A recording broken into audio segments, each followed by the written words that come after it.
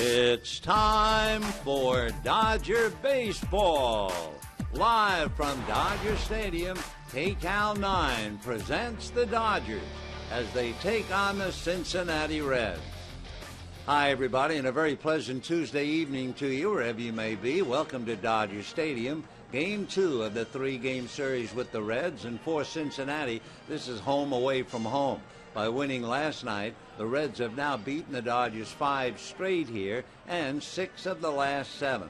Cincinnati 1 game in front of Pittsburgh on a road trip that will end up in San Diego. The Dodgers at home in a homestand that will end up tomorrow night before going out to Arizona. The pitchers tonight, it'll be Johnny Cueto with a record of 9-4 on the hill for Cincinnati, and the Dodgers counter with left-hander Chris Capuano with a record of 9-3. By the way, the front-running Giants, they're in Washington. We'll get to the ball game. We'll have it all coming up for you right after this.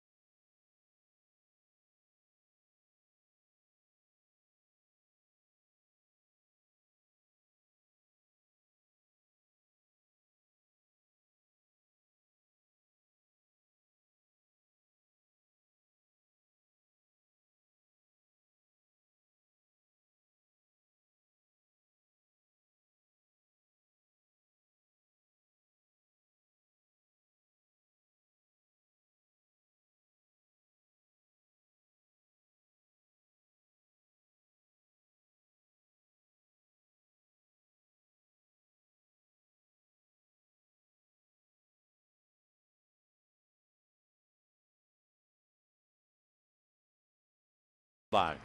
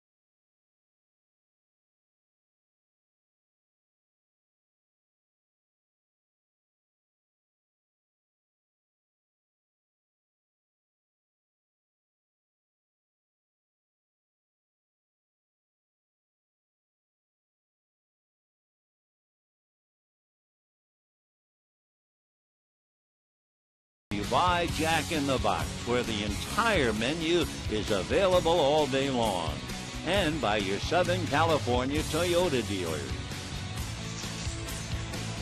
Hi, everybody, and a very pleasant Tuesday evening to you, wherever you may be, on this 3rd of July, Game 2 of the 3-game series between Dusty Baker's Reds and Don Mattingly's Dodgers.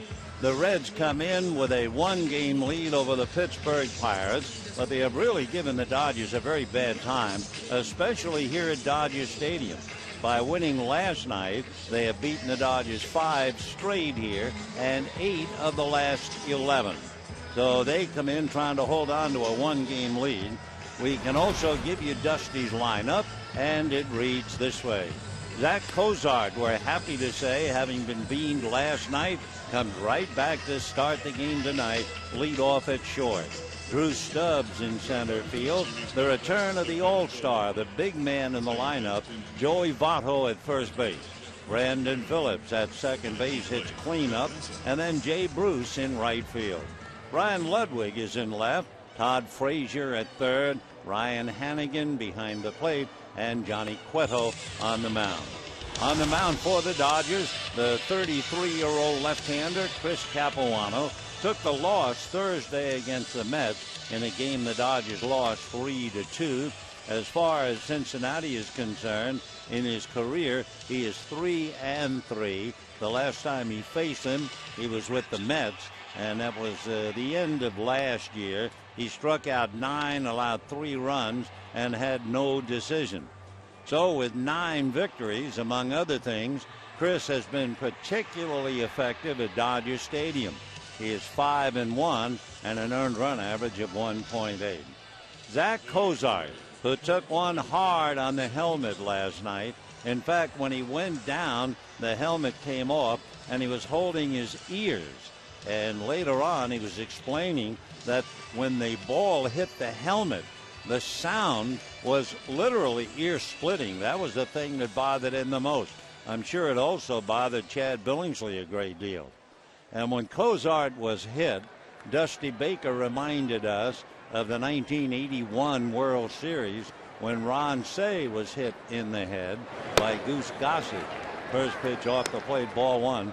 Dusty said, "I was in the on-deck circle, and I will never forget the sound when Cey got hit." And he said, "I heard the same sound with Cozart last night." The 1-0 pitch is swung on, fouled away, and a 1-ball, 1-strike count. Beautiful evening, 70 degrees, and the prospects of a good ball game with two 9-game winners, Johnny Cueto and Chris Capuano. By the way, the Dodgers sitting in a pretty good spot, even though they're a game and a half behind the Giants. The 1-1 pitch, breaking ball low, ball 2. Tim Lincecum was on the mound in Washington when 3 1/3 innings gave up 8 runs and 9 hits, including 5 extra base hits to the Nationals. The 2-1 pitch is low, ball 3. Lincecum's earned run average is now a little over 6, and he stands to lose his 9th against only 3 wins. There's a rain delay in Washington. The Nationals are beating the Giants 8-2. Here's the 3-1 pitch coming up to Zach Cozart, and the right-hand batter looks at ball 4.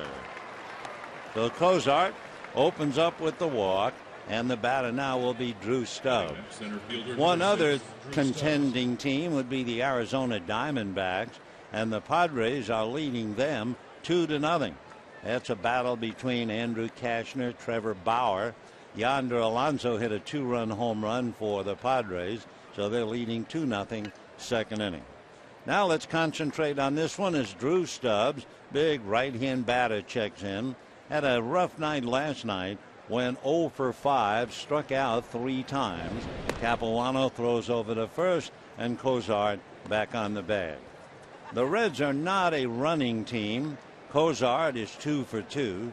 The only man who really does any running is at home plate right now, Drew Stubbs, who has stolen 16 out of 20. Capuano deals, and the first pitch is hit in the air towards right field. Coming in and over waiting for it is Rivera to make the catch. So Stubbs goes the other way in a fly ball to right. One away. And here's Joey Votto. Votto hurt his knee sliding against the Giants. Could not play Sunday, could not play last night, but he says he can play, and there's no doubt he can. Hitting .350 with 14 home runs, 47 runs batted in. He was the most valuable player 2010. He got every vote for first place except one that went to Albert Pujols. Last year, he had another solid year, and he also picked up his first Gold Glove. So Joey Votto hitting .350, the all-star first baseman, left-hand batter. Capuano set, ready, and deals. Low and away, ball 1, 1-0. Talking about Votto, well, only 8 other hitters in baseball history have had numbers to match Votto's home runs, RBIs, batting average, on base, and they are some of the great baseball names of all time. Throw to first, not in time. We're talking about Helton, Pujols, Thomas, Guerrero, Klein, Mize, Williams, and DiMaggio. So Joey on a 1-ball, no strike count, waiting at the plate. Votto waits. Capuano very deliberate, comes back to him and gets it in for a strike, and the count 1-1. So Chris Capuano working very carefully after walking Cozart. Got Stubbs on a fly ball, and now working on Votto with Phillips on deck. Capuano out of a stretch. Votto hitting .333 against him, including a home run. And the fastball in there, and the count goes 1-2. Joey Votto made a big decision back in 2008. Just before the season started, he had laser eye surgery, and that year He had 24 home runs and hit .297, and he's been unstoppable ever since. So 1-2 the count to Joey. Capuano another throw. Just did get back. Cozart. One away. Capuano 5 victories at home. He's very tough on base stealers.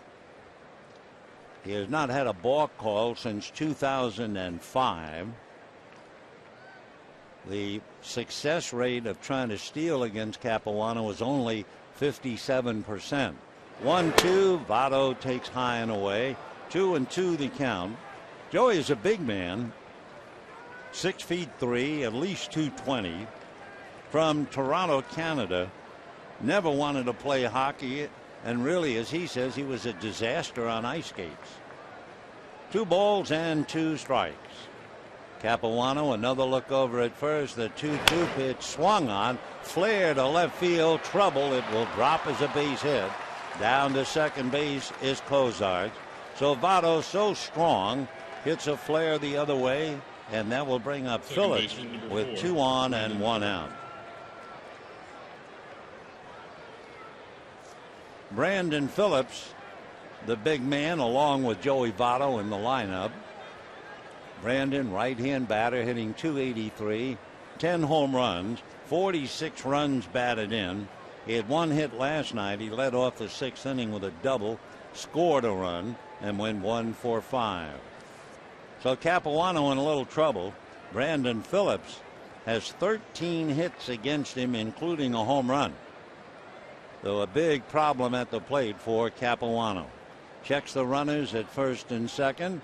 Now Chris ready, and the fastball is fouled away off to the right out of play. 0-1 to Brandon Phillips. Phillips in and out of the box. He leads all second basemen in the National League with his 46 runs batted in. His last 20 plate appearances, he's hitting .325. And the Reds doing exceptionally well. 11 games over 500 when they moved him into the cleanup spot. A pickoff play, the late tag. So they're after Cozart's trying to take a step away from him. No score. First inning. Capuano walked Cozart's, got Stubbs, gave up a fly ball single to Joey Votto. And here's Phillips. No balls and 1 strike to count. 0-1 the count. Phillips bends at the knees and waist. Very busy bat, always wiggling. Swings and lifts a foul ball down the right field line. That'll head back into the stands. So 0-2 the count to Brandon Phillips. With all of his talent, he picked up a Gold Glove a couple of years ago. He's won the Gold Glove 3 of the last 4 years.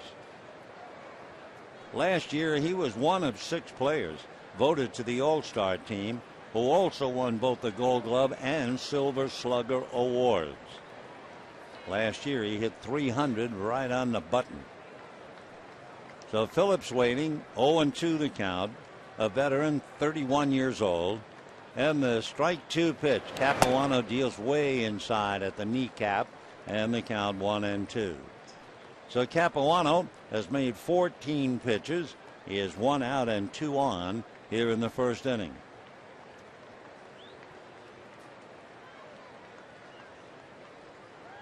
Brandon Phillips, even 6, 195, has been a pro since 1999. The 1-2 pitch, Phillips grounds it foul outside of third down the line. So Brandon's still there, 1-2. Walks away from home plate carrying the bat, and apparently it chipped. Yep, he'll get another. So time for the moment. Phillips now will go over and put a little pine tar and rosin on the handle of the bat. He wears 2 golf gloves, or batting gloves as you want to call them. His dad was a wide receiver at Shaw University in Raleigh, North Carolina. His mom was a power forward on the school's basketball team. He has an older brother who signed in the Rangers system. I mean, the family loaded with fine athletes. All right, Brandon back up, 1-2. 2 on, 1 out. First inning, no score. Capuano ready in the 1-2 pitch. Fastball fouled away into the lower deck, off to the right of the plate. For Brandon Phillips, there are now 31 members of the 30-30 club, but only 2 of them have been second basemen, Alfonso Soriano and Brandon Phillips. The other Cincinnati Reds players to do it, Eric Davis and Barry Larkin. And of course, Barry Larkin will be inducted into the Hall of Fame along with Ron Santo this year. Here's the 1-2 pitch to Brandon Phillips, swung on, and that one is fouled away. So this is quite an at-bat as Brandon Phillips trying to wear down Chris Capuano. 6 pitches so far. Brandon, who was originally signed by the Expos, played 3 years for the Indians and then came over, and he's been with the Reds since 2006. Out of a stretch goes Capuano. Another look at the runners, and the 1-2 pitch coming up. Fastball fouled away. Though still 1-2 the count. You watch Phillips foul off so many pitches. He has only struck out 35 times this year, and he's had close to 300 plate appearances. So no wonder he's fouling them off. Tough man to put away. 1-2 to Brandon Phillips. Born in Raleigh, North Carolina, and lives in Stone Mountain, Georgia, just outside of Atlanta. Phillips 7 pitches now from Capuano, and he's fouled off 6 of the 7. So Ellis going out to saying, do you have any ideas? What do we do with this guy? With Cozarts standing at second, Votto at first, 1 out, first inning, and no score. One of the things that Phillips does very well is advance runners. 8 of his home runs, 8 of his 10 hit at home.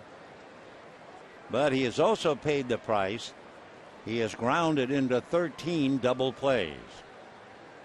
All right, Capuano again ready. And the 1-2 pitch to Phillips is taken low at his feet. 2-2 the count. Capuano going back of the rubber for the moment. Aaron Harang tomorrow night against Mike Leake. That, remember, is a 6:10 game on the 4th of July. Independence Day. 2 balls and 2 strikes to Brandon Phillips. Capuano another look. Back he comes. Swung on and fouled at the plate. Looked off speed, and Phillips just did get a piece of it. So this is quite a battle here between Brandon Phillips and Chris Capuano. Capuano's pitch count now is already up to 20. On deck, you have the left-hand hitting Jay Bruce. So Bruce waits, and Phillips will make him wait. 2 balls and 2 strikes. Capuano out of a stretch.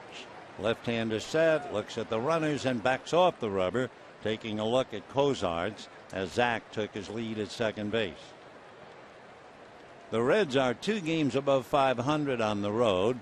Dodgers are heading for Arizona. They're 2 games under 500 on the road. We've had 9 pitches, 7 foul balls so far. Here's the 2-2 pitch on the way. Phillips pulls it on the ground, back a third, down to second. He'll get 1 to first, safe at first. So Adam Kennedy started the double play, but it was a little late. Burst of speed by Phillips beating the throw. So young Luis Cruz started it, and then the attempted turn, kind of a low throw. It was sidearmed by Adam, and that made Votto hit the dirt, but it also took a little bit off the throw. So Phillips avoids hitting into his 14th double play. The Reds now have runners at first and third, 2 out. And the batter, Jay Bruce. Bruce in last night's game figured prominently with a couple of base hits and made an absolutely marvelous catch in right field on a ball hit by Luis Cruz. Left-hand batter takes in the dirt. Nice block and save by Ellis. 1 ball and no strikes. For Capuano, he has 2 wild pitches. Ellis just saved him a third and also saved a run. So Jay Bruce finds Cozarts down the line from third. Phillips at first with 2 out.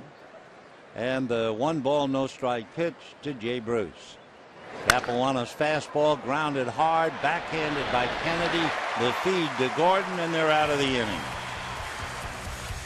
No runs, a hit, a walk, and 2 left. And at the end of half an inning, Reds nothing, Dodgers coming up.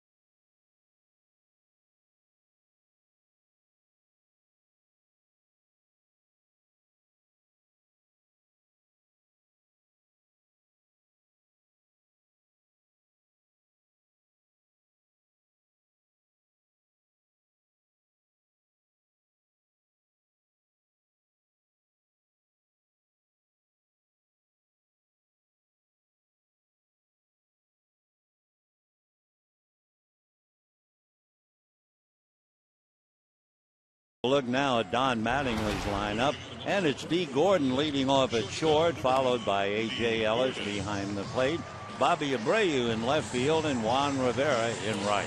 Adam Kennedy at second base, James Loney at first, Luis Cruz playing at third base. Juan Uribe sprained an ankle last night. Tony Gwynn in center, and Chris Capuano on the mound. On the mound for the Reds, Johnny Cueto, C-U-E-T-O. He is 9-4 out of the Dominican, 5'11", 185. He has, among other things, a devastating pickoff move. He's picked off 6. He's been very successful at home, just like Capuano. He's 5-1 at home. His winning percentage in the first half of the year is usually better than the second half. And June has been a favorite month.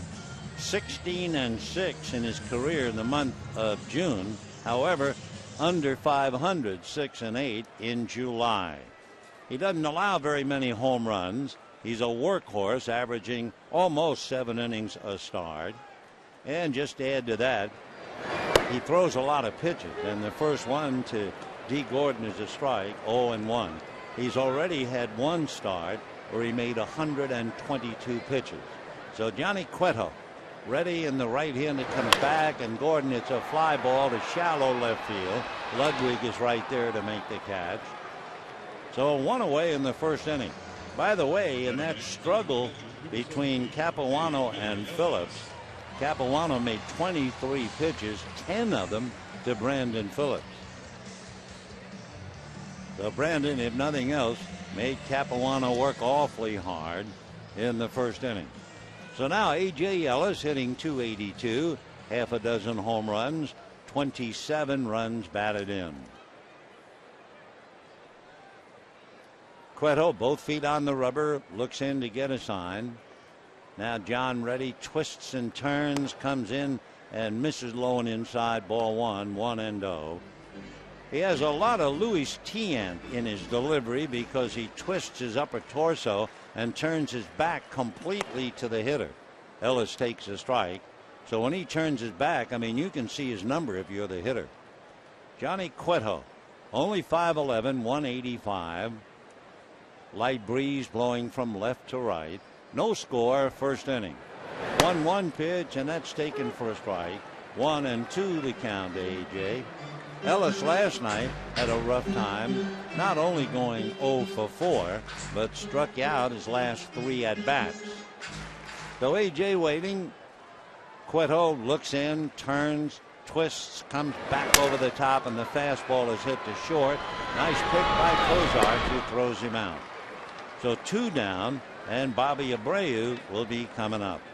The Dodgers, as you know, really struggling in the absence of Matt Kemp and Andre Ethier. However, they feel if they can just stay afloat, if they're not buried by the Giants, and it certainly doesn't look like the Giants have that kind of a team, and if they're not overwhelmed by Arizona with a 4 coming up, things will improve dramatically, they hope, after the All-Star game when they get Matt Kemp and Andre Ethier in there. It reminds me years ago, I remember reading an article by someone who was thinking about how the game will change as the years go by. Abreu looks at a big curve for ball 1, and he was talking about the fact the time will come where a team will have 2 stars and then secondary characters, as if it's a movie. And when you look at current teams, that's exactly what's happening. Abreu takes low, ball 2.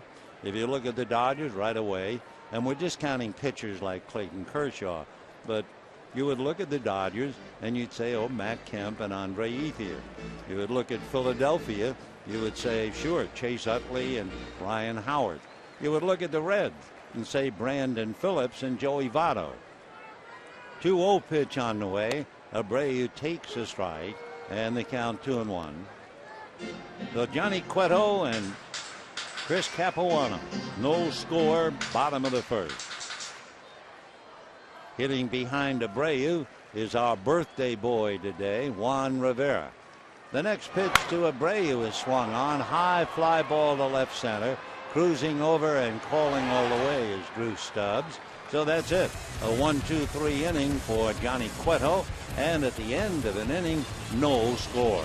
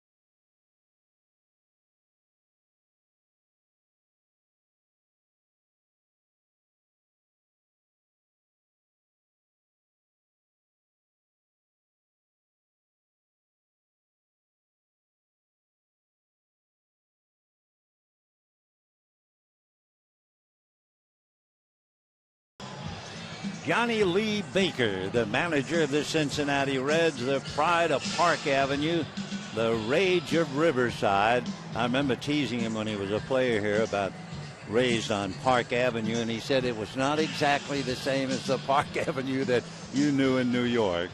For Dusty Baker, you know, he is a rare, rare bird indeed.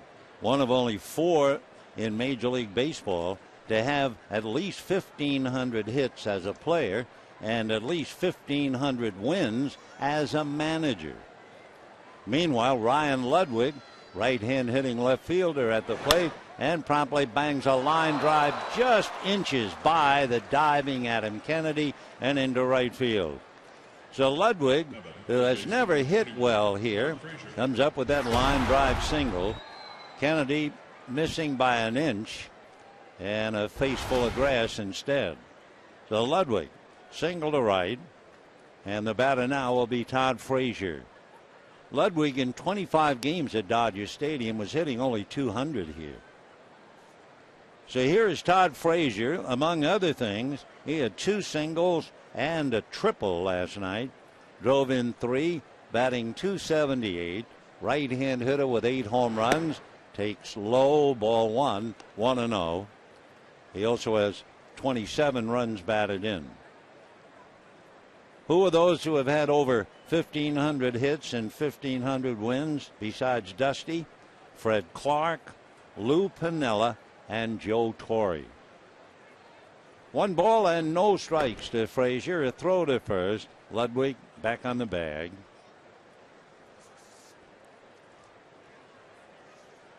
Frazier 1 for 5 in the past against Capuano. So the right-hand hitting third baseman waits. Capuano delivers, and the fastball is fouled back. 1-1 the count to Frazier. The Reds lead the Pirates by 1, and the Dodgers a game and a half back of the Giants, who are losing heavily in Washington with a rain delay. By the way, the Dodgers last night finished the halfway point. They have played 81 games, counting tonight 81 to go. 1 ball and 1 strike. Capuano delivers. Good fastball in there. 1-2 the count to Todd Frazier. Chris Capuano, 33-year-old left-hander. Graduated Duke University, Phi Beta Kappa. All the while, Frazier waits at the plate. Now the 1-2 pitch on the way. In there, strike 3. Frazier pulled away as if the pitch was going to be at his feet, but it got the strike zone before it came down. He just jumped away, and strike 3 called. So Frazier certainly fooled on that pitch. 1 out, 1 strikeout, and the batter now is Ryan Hannigan. Last night, Devin Mesoraco, had 2 singles and drove in 3 runs. Tough act to follow, but Hannigan hitting .278 with a home run and 8 runs batted in. Capuano with 1 out, a runner at first, set at the belt. Now works his hitter and gets it in there for a strike. 0-1. Ryan Hannigan so far started the season hitting about .298 after a very slow 2 for 17. So he's been swinging the bat very well of late. 0-1 the count to Ryan. The strike 1 pitch is a 1-hopper to Gordon. He'll feed Kennedy. He can hit easily for the double play. 6-4-3, no runs, a hit, nobody left. At the end of an inning and a half, no score.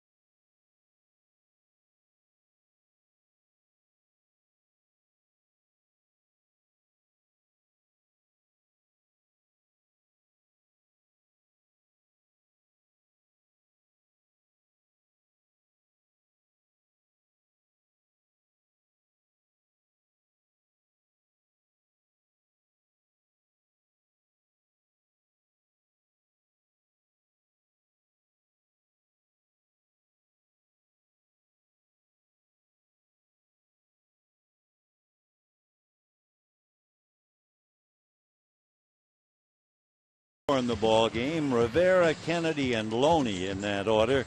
Juan Rivera facing Johnny Cueto, who retired the Dodgers on 10 pitches in the first inning. Juan Rivera is celebrating his 34th birthday today as he checks in. Of late, in his last 12 games, Juan has hit .326, 3 doubles, 4 RBIs.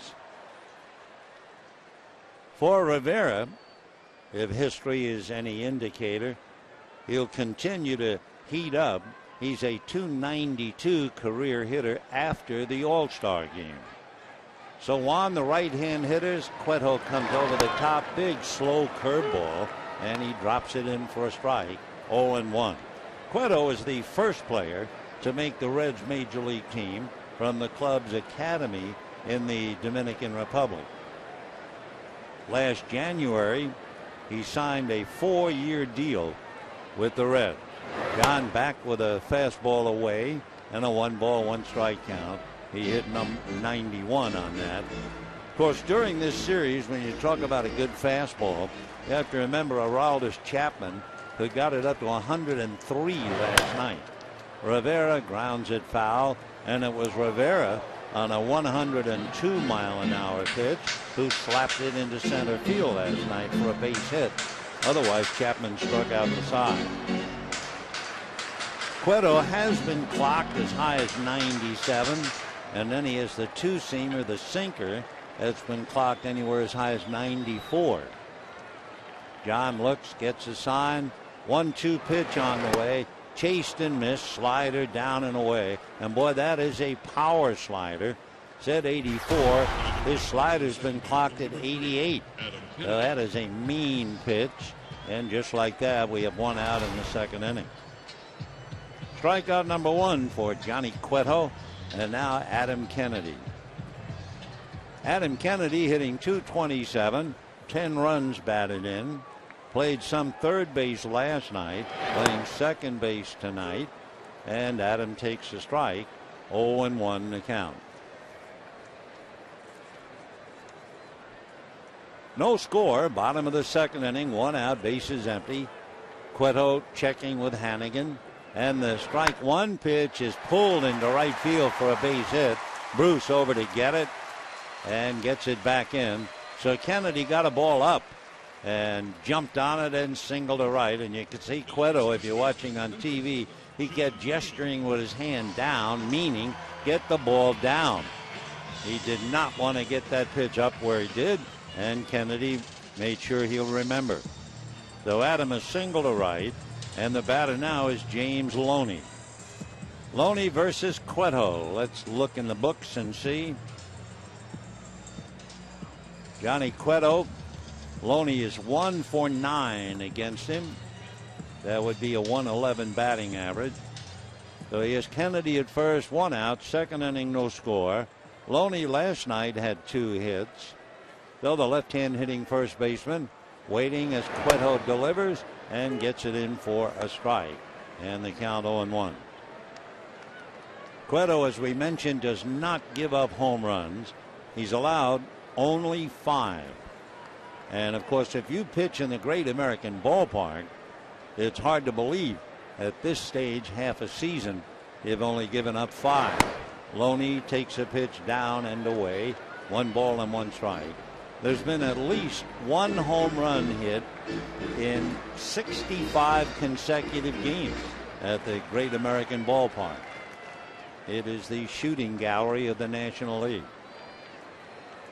1 ball and 1 strike to James Loney. Kennedy at first, short lead, draws a throw anyway. For Cueto, besides the 2 fastballs, 4-seamer and 2, he has the slider that just struck out Rivera, and a good changeup. Right-hander hides the ball back of his right leg. Looks in, nods yes to Hannigan.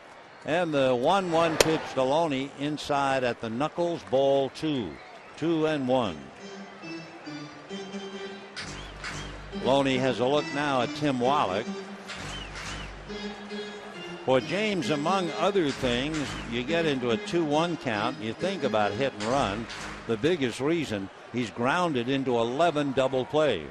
You have the same thought, Brandon Phillips, who is grounded into 13.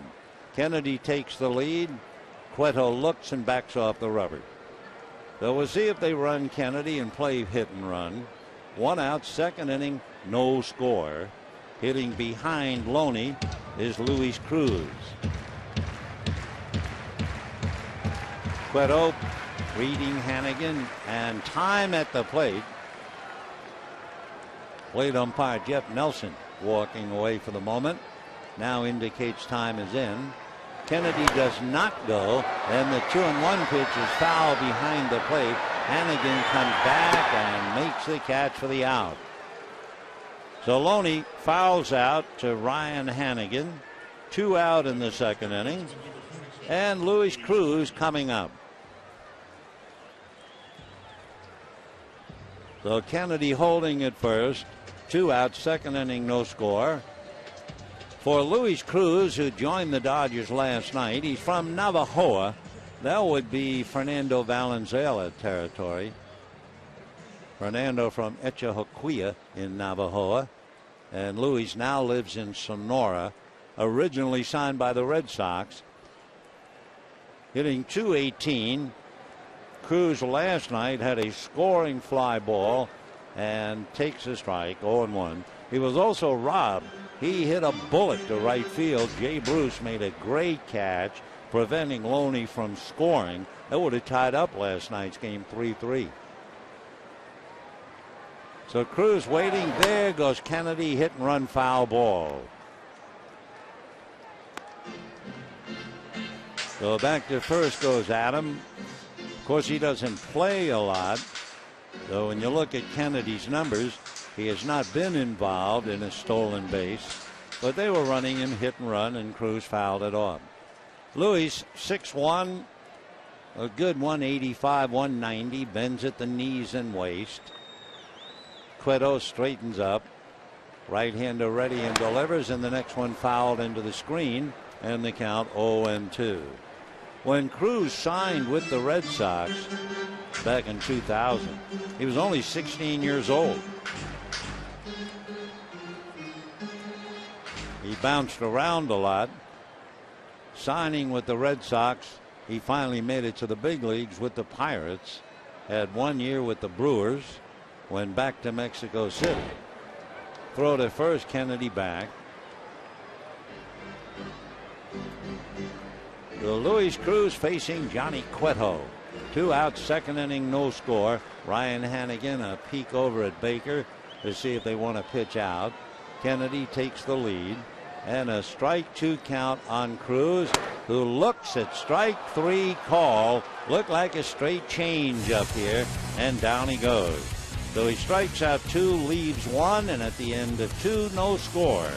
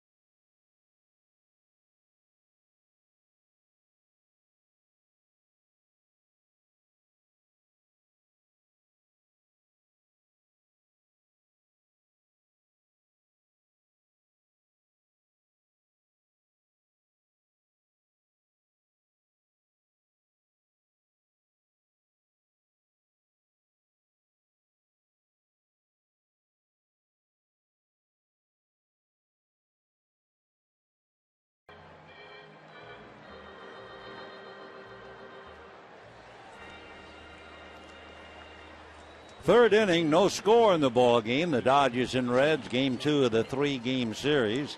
Chris Capuano will be pitching to his opposite number, Johnny Cueto. Then it'll be Zach Cozarts and Drew Stubbs. Johnny Cueto, among other things, like Capuano, is a very good bunter. Capuano has 11 sacrifices and Cueto has 10. Johnny has 2 RBIs and right-hand batter. Capuano delivers in for a strike. Outfield is very much split with Gwynn over towards right center. So a wide open spaces from straightaway center into left center.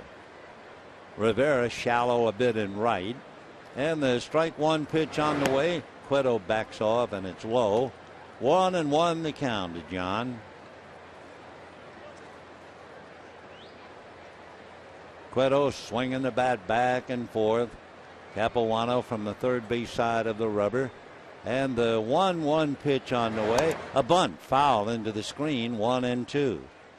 So we told you, and that's the rare time you see it. I can't tell you how many times you talk about a pitcher and how wonderful he is in getting the sacrifice down, and they never try to bunt for a base hit. But Cueto did. 1-2 the count to Johnny. Capuano looks down to Ellis. Now Chris Reddy, and his 1-2 pitch is taken for strike 3 called. Down goes Cueto. Strikeout number 2 for Capuano. You know, tomorrow night at 6:10 right here, you can spend your 4th of July at Dodger Stadium. And among other things, it'll be the Dodgers Reds and the best fireworks show in the city, compliments of Northrop Grumman. For tickets, visit Dodgers.com/promotions. Here's Zach Cozarts, who walked in the first inning. Swings, slices a fly ball down the right field line. Going into the corner in front of the box seats is Rivera to make the catch. Boy, did that ball carry. First thing you do is look at the flags, but they're hanging limply in straightaway center. There was no breeze. That ball just carried. So a long fly ball to right field. Rivera actually started to run laterally and then had to go all the way back to the track to make the catch. So a good play by Juan. 2 out in the third, and here is Drew Stubbs, the center fielder, 0 for 1. 0 for 6 so far in the series, and Stubbs takes a little high. 1 ball and no strikes. Pretty easy to understand the criticism of Drew Stubbs. I mean, he has power, sure. Last year, a breathtaking 205 strikeouts. That's right, 205 strikeouts. Stubbs hitting .221, first round pick 6 years ago. 1-1 pitch to Drew, swung on and missed. 1-2. Stubbs last night struck out 3 times. So for Drew, he has now struck out 69 times. 1-2 the count. Capuano ready. Back he comes inside. 2 balls and 2 strikes. Drew Stubbs out of Texarkana, lives in Austin. Capuano trying to put him away on a 2-2 count. Drew was signed out of the University of Texas. The 2-2 pitch coming up. Capuano's change is just outside. Ball 3, 3-2. Of course, when you talk about Stubbs striking out 205 times, you may remember Mark Reynolds, who played third base for Arizona in 2009. He struck out 223 times, and there is strike 3 called on Stubbs. So for Stubbs, he has struck out 4 times in the 2 games. And at the end of 2.5, no score.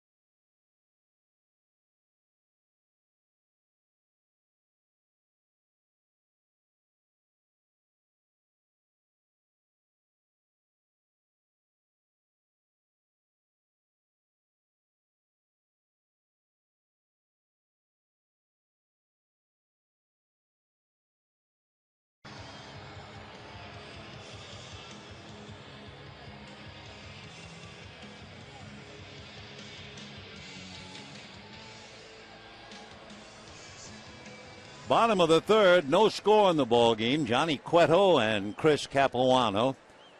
We can tell you they have resumed play in Washington. They had a lengthy rain delay. They're in the eighth inning, and Washington leads the Giants 8-3. Chris Gwynn checks in, and the Reds pull up the corners. And the first pitch off the plate, ball one, 1-0. Chris hitting .252. Tony Gwynn. Wow, his brother Chris. 1 ball and no strikes to Tone. 17 runs batted in. Cueto turns and ready, and the 1-0 pitch, and that's very high, ball 2. By the way, in Arizona, we were talking about Andrew Cashner pitching for the Padres. Cashner's a fellow who hits 100 on the gun, and he had to leave the game, unable to complete his warm-up for the third inning because of an injury, and we certainly hope it is not a serious injury. The young Andrew Cashner, boy, can he throw. Here's the 2-0 pitch on the way. Tony, it's a line drive right at Cozarts, the shortstop, and we have 1 out in the third inning. So Padres 2, Diamondbacks nothing in the fourth inning. Arizona had been playing very well. They had won 10 of the last 11 at home. They had won 4 straight at home. They had won 2 in a row and 4 out of 6 from the Padres, and then they lost last night, and they're losing tonight. So 1 away, and here's Capuano, who fouls it back. 0-1 the count. No runs, 2 hits for the Reds. No runs, 1 hit for the Dodgers. Chris Capuano on deck. D. Gordon. Capuano hitting less than 100. He has 2 hits, one of them a double. That's as he pitches left-handed and takes off the plate. 1 ball and 1 strike. Capuano, with 2 runs batted in, has 11 sacrifices. Takes an off-speed pitch, and that misses. Ball 2, 2-1. So Capuano not getting a good fastball from Johnny Cueto. In fact, getting back-to-back changes. Right-hander comes back with the fastball swung on. 2-2 the count. Used to be an old expression, you never change up on a pitcher unless he's really a very good hitter. But Cueto has thrown a couple of changes to Capuano, who's hitting .087. 2-2 pitch on the way. Swung on and missed. Good fastball, and that'll be that for Capuano. 3 strikeouts for Johnny Cueto. A reminder, Tuesday, July 17th, 7:10, Dodgers and Phillies. Fans with the first 30,000 tickets receive their own beach chair, compliments of Farmer John. For tickets, visit Dodgers.com/promotion. So here is D. Gordon, fly to left field in the first inning. D batting .226 with a home run and 17 runs batted in. Ludwig plays a shallow left. And the first pitch to D, he shows bunt, takes a strike. As soon as he let that bat slither through his hands, he had Todd Frazier on the move. Frazier in on the grass. Votto about even with the bag at first.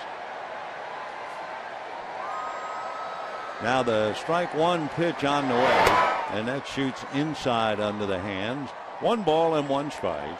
And a little meeting now with Hannigan and Cueto. Cueto appears a little annoyed at himself. Hannigan going out to try to settle him down a little bit. Remember earlier when he got the ball up to Kennedy, he was gesturing and gesturing, keep the ball down, keep the ball down. Now annoyed at that last pitch. 1-1 the count to D. Gordon. Cueto comes back and misses away. 2-1 the count. Cueto has won 9 games, then he won 11, then he won 12, and right now he's trying to win his 10th. 2-1 pitch fouled away. Good fastball. Throwing nice and easily at 93. A couple of years ago, and certainly the senior pitcher on the Reds team is Bronson Arroyo, and he was talking about Johnny Cueto. Here's the 2-2 pitch on the way, and Gordon pulls one into right field. Base hit. So a 2-out single by Gordon will bring up A.J. Ellis. Anyway, to get back to Bronson Arroyo, he was talking about Cueto, and he said the kid's unbelievable. I mean, you're talking Pedro Martinez stuff. Arroyo said, I can't think of anybody else in my lifetime to compare him to Pedro Martinez. So immediately the Cincinnati fans began to call Johnny Little Pedro. All right, here's Ellis. Grounded to short in the first inning. We'll see if Gordon tries to distract Cueto. John comes to the plate. Fastball strike, 0-1. Well, the Padres might have lost Andrew Cashner. Chase Headley just cleared the bases with a triple to knock out Trevor Bauer. And the Padres are leading 7-0 over the Diamondbacks. So the Dodgers could get a little action here tonight. There's 2 out, bottom of the third, no score. The Giants are losing and Arizona is losing, and Mattingly's in the middle. 0-1 to Ellis. Cueto staring into Hannigan. Now he's ready. Strike one pitch on the way as he looks at Gordon. Back he comes, and it's fouled away upstairs. 0-2 the count to A.J. Ellis. I would say that A.J. Ellis hits with 2 strikes on him more so than any other hitter in the Dodger lineup. Because for a long time, 60-some-odd% of his hits were coming with 2 strikes. He's been on base by hit or walk or hit by pitch 57 of 64 games. For A.J. Ellis, he's also the most patient hitter in the major leagues. He sees more pitches than any other hitter in the majors. A fake by Cueto, and Gordon fakes going back to the bag. 0-2 to A.J. Ellis. Cueto ready. Here he comes, and the breaking ball is low. 1-2 to Ellis. A 2-out single by D. Gordon. That's the Dodgers' second hit. No score, bottom of the third. Gordon talking to Davey Lopes, I think, as he takes the lead. Or maybe the first base umpire, Chris Guccione. And there's another foul ball off the bat of A.J. Ellis. So it's still 1-2 the count. The Reds here tomorrow night, a 6:10 game, remember, and the great fireworks show after the game. And that'll be Mike Leake with a record of 3-5. Aaron Harang with a record of 5-5.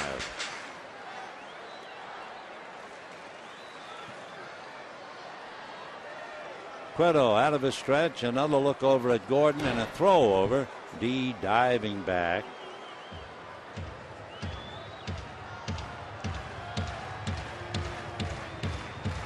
Cueto trying to win his 10th. He is 1-3 lifetime against the Dodgers. 1-2 here at Dodger Stadium. And yet another throw, sending Gordon back on his hands and knees. We told you that Cueto has a very good move. He has picked off a half a dozen. The success career on the runners, only 34%.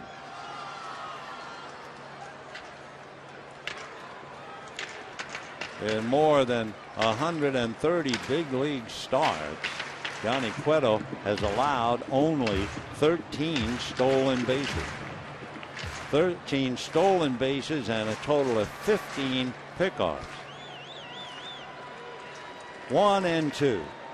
Cueto comes back to his hitter, works it off the plate, down and away. 2-2 to A.J. Cueto has made 42 pitches now, 18 in the inning. Last night, Billingsley made 97, and Homer Bailey made 115. Now the 2-2 pitch to A.J. Ellis. Gordon holding ground, and the pitch is low, so it's a typical at-bat for A.J. Ellis. And waiting on deck, Bobby Abreu. No score, third inning. The Reds had first and third, one out in the first inning and came up empty. They had a leadoff single in the second inning, but a double play stopped them. The Dodgers had a one-out single in the second and a two-out single here in the third. Gordon goes, and the 3-2 pitch is swung on and missed. So Ellis strikes out. 4 strikeouts for Cueto. No runs, a hit, a man left. At the end of 3, no score.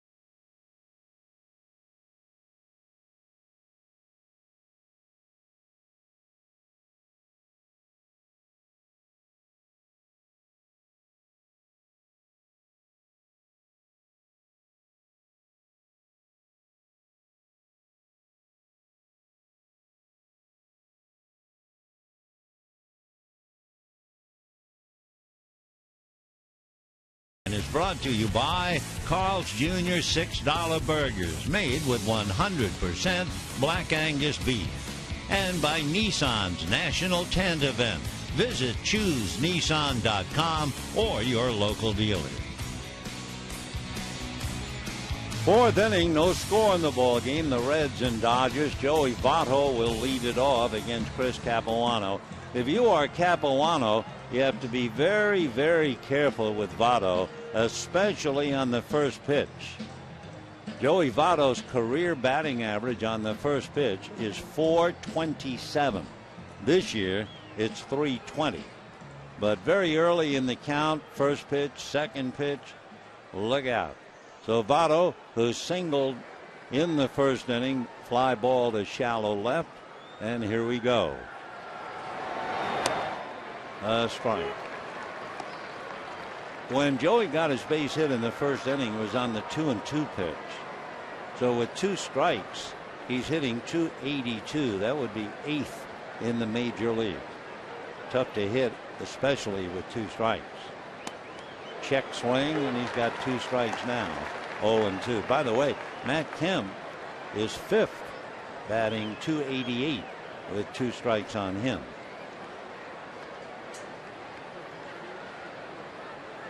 .0-2 to Joey Votto. No score, 4th inning. And got him on the outside corner at the knees. And down he goes. 4 strikeouts for Chris Capuano. Just ran that thing knee high across the plate. So each starting pitcher with 4 strikeouts.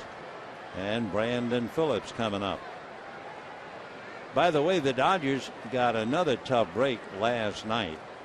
They lost the services of reliever Todd Coffey. Sean Tollison, who was supposed to go back to Albuquerque, was still in town. So Tollison is back here in uniform, and Todd is sidelined. We certainly hope it's okay, but he does have a sore elbow. 0-1 the count to Brandon Phillips. 1 out in the 4th. No score. Phillips, who went after that first pitch and fouled it, he's hitting .370 on the first pitch. In his career, a .350 hitter. But some of these fellows just can't wait to take a hack. And some of those, very few of them, do it so successfully. He's after another ground ball to Gordon. 2 down here in the 4th inning. And the batter will be Jay Bruce. Batting next, right fielder, number 32, Jay Bruce. Bruce with a couple of base hits last night. Hit into a forced play in the 1st inning.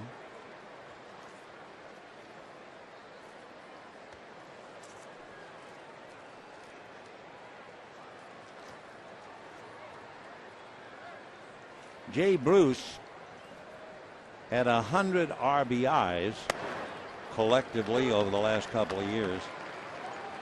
By the time he was 24.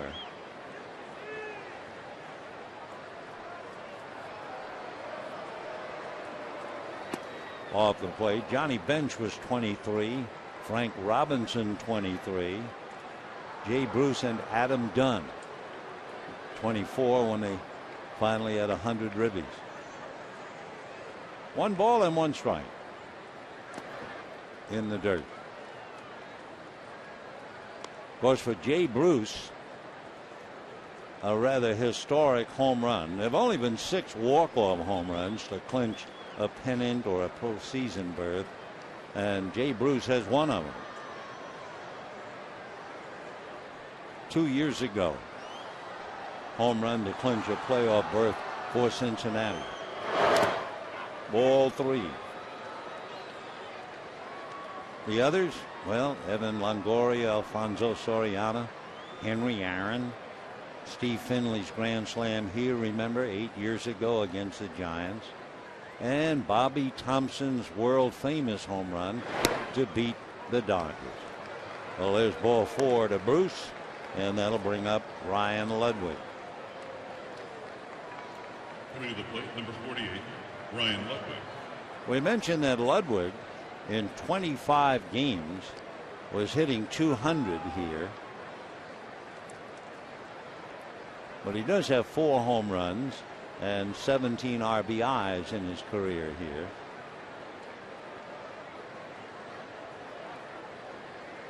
Ryan Ludwig is a big boy, 6'3", 210 pounds. 11 home runs, 33 runs batted in. That's a strike. Ludwig, 4 years ago in August, became only the 5th Cardinal in team history to hit a home run in 5 consecutive games. The others, Jim Bottomley, Rip Collins, Jim Edmonds, and Albert Pujols.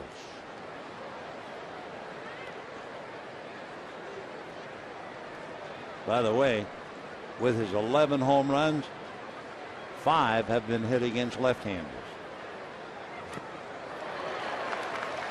0-2. That's a great change. It almost acts like a screwball. The bottom just falls out of it, and Ludwig, going after it, almost fell down. He swung so hard.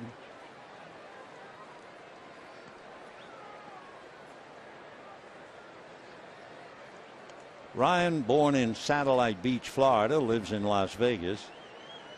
On the 13th, he'll be 34. He went to the University of Nevada, Las Vegas.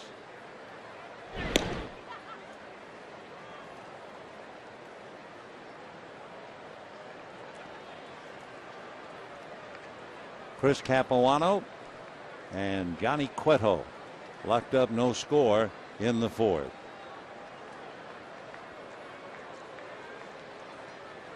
No balls, 2 strikes to Ryan Ludwig. And he promptly goes down to get it and singles to left on a no ball, 2 strike pitch. So the Reds, with 2 out, have runners at first and second, and the batter will be Todd Frazier. Todd Frazier struck out in the 2nd inning last night, 2 singles and a triple. No runs, 3 hits for the Reds. No runs, 2 hits for the Dodgers. Reds have won 5 straight and 8 of the last 11 here.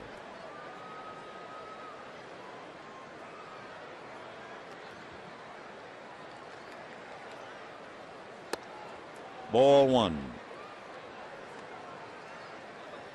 Frazier hitting .276 with 8 home runs.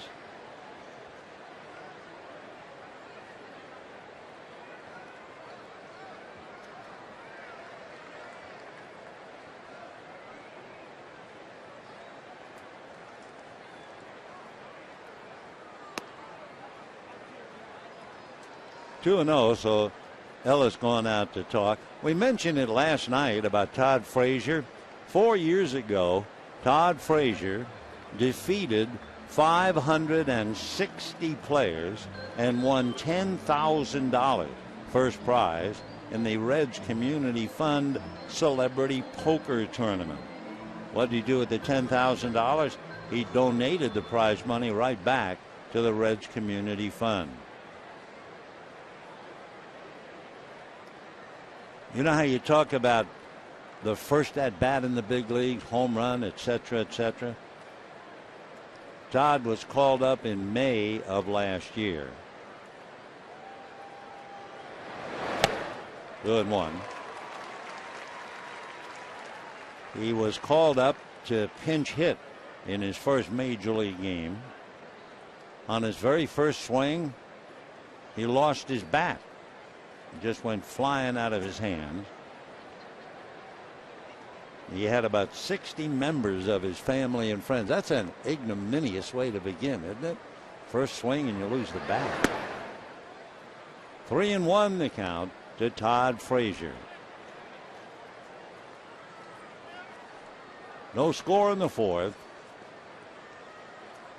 Frazier, a New Jersey boy from Point Pleasant, 26 years old. Went to Rutgers University on the banks of the old Raritan. 2 on and a 3-1 pitch. And ball 4. So Capuano with 2 outs suddenly walked Bruce. Gave up the single on a no ball 2-strike pitch to Ryan Ludwig. Turns around now and walks Frazier. So he's in a little trouble. And Rick Honeycutt go out and see if he can't solve the puzzle, as Ryan Hannigan will be the hitter. Ryan Hannigan, the catcher for Cincinnati's from Washington, D.C., but he lives in Andover in Massachusetts. Originally signed by the Reds as a free agent 10 years ago. Ryan said he's been catching since Little League, but he was undrafted out of high school. Played third base, left field at Rollins College in Orlando, but eventually caught the eye of the Reds, and he signed a 3-year deal in 2011 to play with Cincinnati. So here's Hannigan, bases loaded, 2 out, no score, 4th inning. Hannigan has 1 grand slam in his career. Ball 1. He had the slam against Chicago. Hannigan, with runners in scoring position and 2 out, is hitting .083. And he has Bruce, Ludwig, and Frazier out there. And ball 2. Of course, that reminds me last night when Mesoraco came up, he was 0 for 13 without an RBI. Under similar circumstances, and Mesoraco wound up with 3 RBIs last night. So 2-0 the count, 2 out. Bruce, Ludwig, and Frazier out there, and that's a strike. 2-1. No score in the fourth.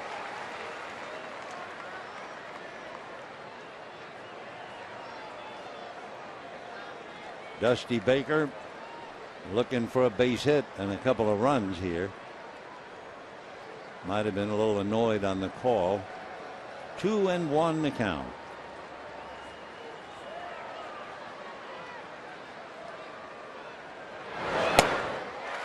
Two and 2. Hannigan hitting .277 and Capuano trying to put him away.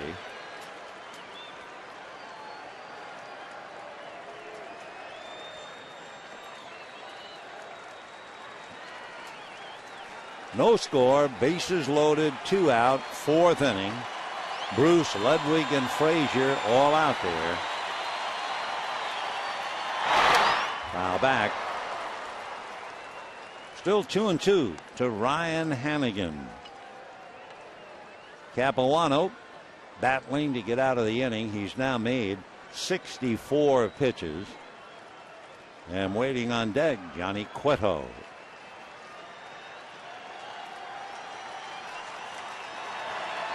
Two and two.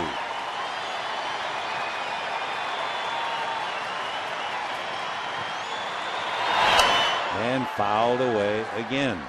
Perhaps not quite the lengthy battle that we saw with Brandon Phillips in the first inning, but Hannigan trying to hold his own here. With 2 out, Bruce walked. Ludwig singled him to second. Frazier walked to load the bases. And Hannigan up there, 2 balls, 2 strikes.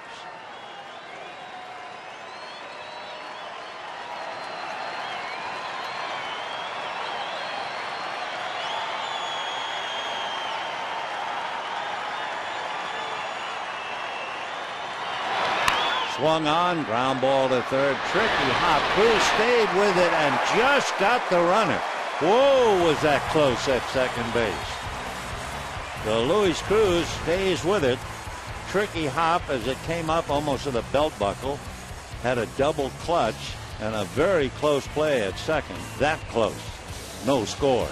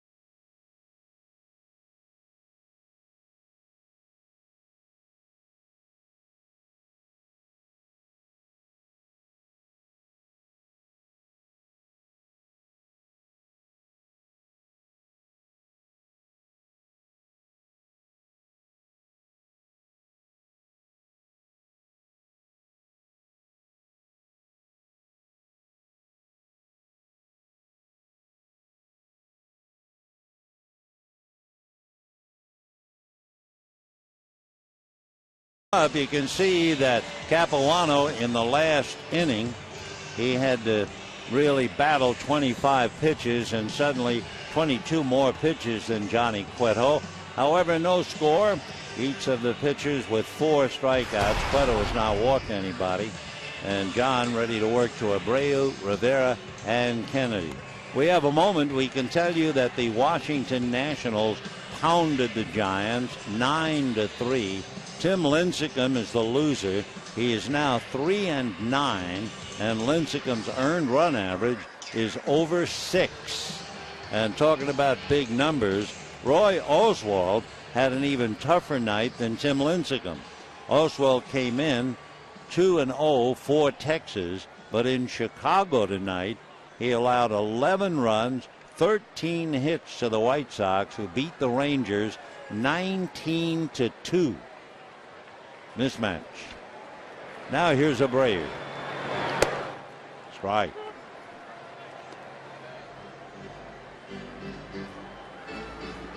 Bobby hitting .252. His average has been on the skids. Combining the Dodgers and the Angels, he would be hitting .247. Strike. 0-2.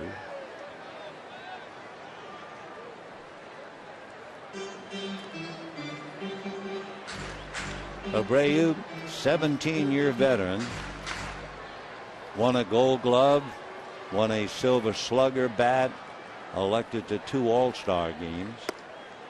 1-2 to Bobby.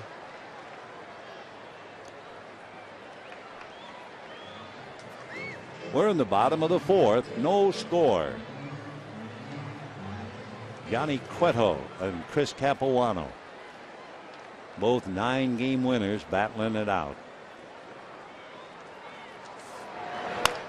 Ground ball, fair ball. Votto hangs it to Cueto, and typically of Abreu, hustling down the line, made it close. Bobby grounding out 3-1, and that'll bring up Juan Rivera.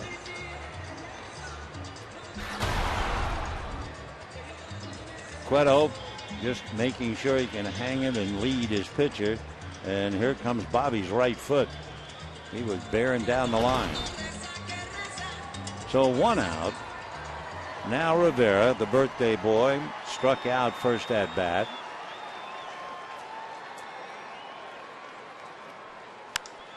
And a high fly ball, but playable in left center. Backing up a bit of Stubbs. And Rivera doesn't hang around. 2 out in the 4th, and Adam Kennedy will be the batter. Coming to the plate, second base, number 3, Adam Kennedy. Adam Kennedy single to right field in the 2nd inning. You know, 3 Dodgers are not here tonight, but they are all at Rancho Cucamonga, and they're all playing. And we can tell you what's going on. Mark Ellis, 2 for 2, and has scored a run. That's a strike. In fact, Don Mattingly said before the game, Mark looks ready. According to everyone who has seen him, he could come off as early as tomorrow. 0-2 to Adam. Matt Kemp playing tonight. 1 for 1 with a walk and a run scored. And Javi Guerra worked an inning. No hits, no runs. So pretty good news out of Rancho Cucamonga. High fly ball to Bruce. Routine play. A very easy inning for Johnny Cueto. And at the end of 4, no score.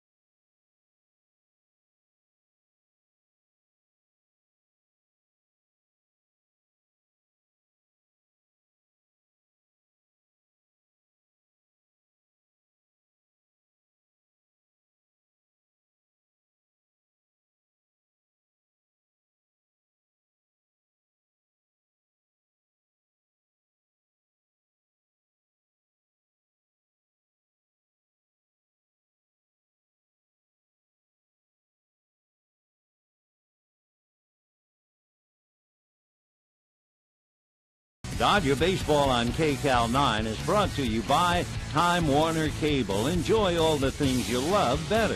Internet, TV, and home phone from Time Warner Cable. And by The Amazing Spider-Man in theaters July 3rd. 5th inning, no score. Johnny Cueto, then it'll be Zach Cozarts and Drew Stubbs against Chris Capuano, who has made 66 pitches. The big thing about Capuano now, he's coming off a 25-pitch 4th inning. He had to work his way out of a bases-loaded jam.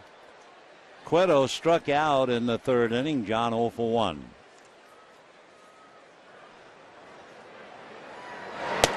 And a strike. Dodgers split the outfield, pretty shallow. Cueto hitting less than 100.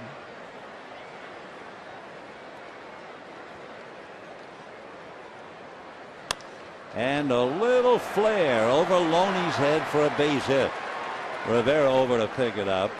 They throw behind to Capuano, but not in time to get him. Capuano also dropped the throw anyway. So Cueto a single to right. And the batter now will be Zach Cozart. We're watching Johnny Cueto to see whether he hurt himself or not. Billy Hatcher, the first base coach, Mark Berry over at third. Here's the play, hits the bag. There's Capuano. He has to dive back. And then Capuano dropped the ball anyway. Might have stepped on him a little inadvertently, trying to get over him. So Cueto at first, no score. Zach Cozart and Drew Stubbs coming up. Cozart's walk, fly to right, fly deep to right. And ball one. Cozart's hitting .249. He has one sacrifice. Cruz stays even with the bag at third. Loney ready to push off at first. 1 ball and no strikes.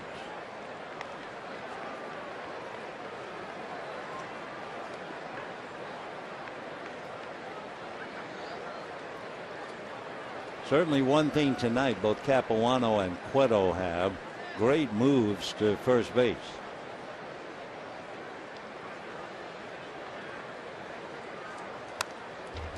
One and one.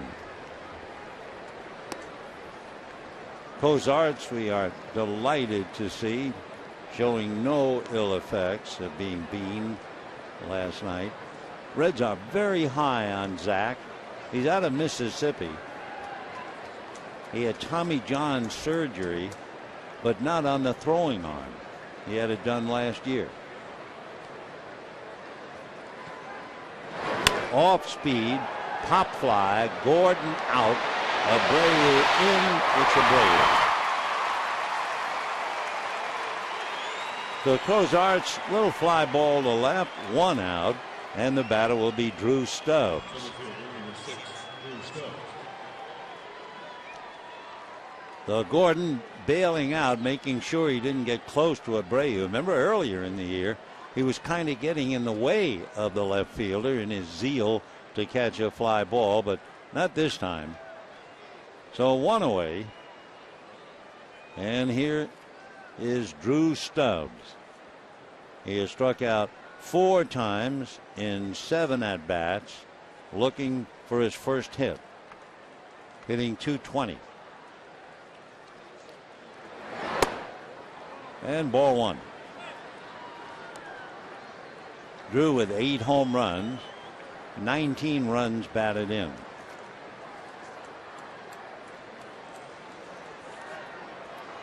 He was quite a fella in high school.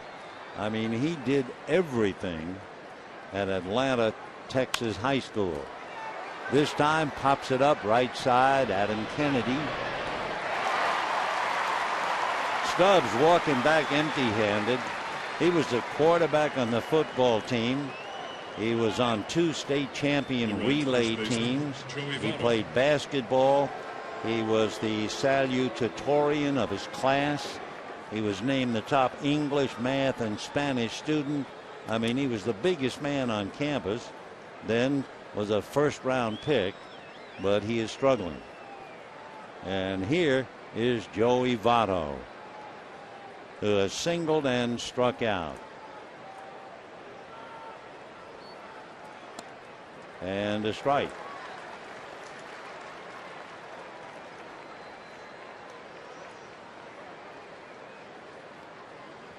Votto with 14 home runs, 10 of them have been hit at the Great American Park in Cincinnati.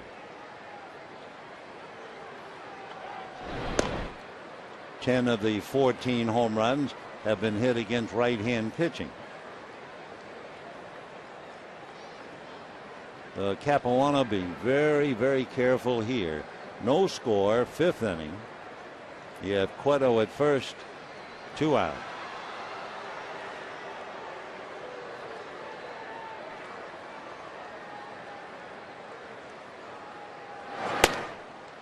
One ball and 1 strike. Joey Votto was the MVP, as we mentioned, in 2010. What great names in Cincinnati history were MVPs. Ernie Lombardi and Bucky Walters, Frank McCormick and Frank Robinson.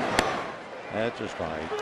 Johnny Bench and Pete Rose, Joe Morgan, George Foster, Barry Larkin, Joey Votto. Joey, by the way, the 3rd Canadian to win the MVP. Justin Morneau and Larry Walker. 1-2. Nice block by Ellis. 2-2 the count. The last 13 games that Votto has played against the Dodgers, he has really worn them out. Capuano has to be very careful. Joey, in those 13 games, 6 home runs, 21 runs batted in, and a .360 batting average. So handle with care.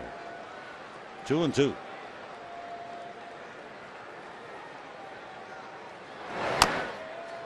Just did get a piece of a foul. Still 2-2. One of the things we've done during the year watching Capuano pitch is look at his pitch count and how he fares. He has now made 70 some odd pitches. Once he gets to 76 pitches, and he's at 78.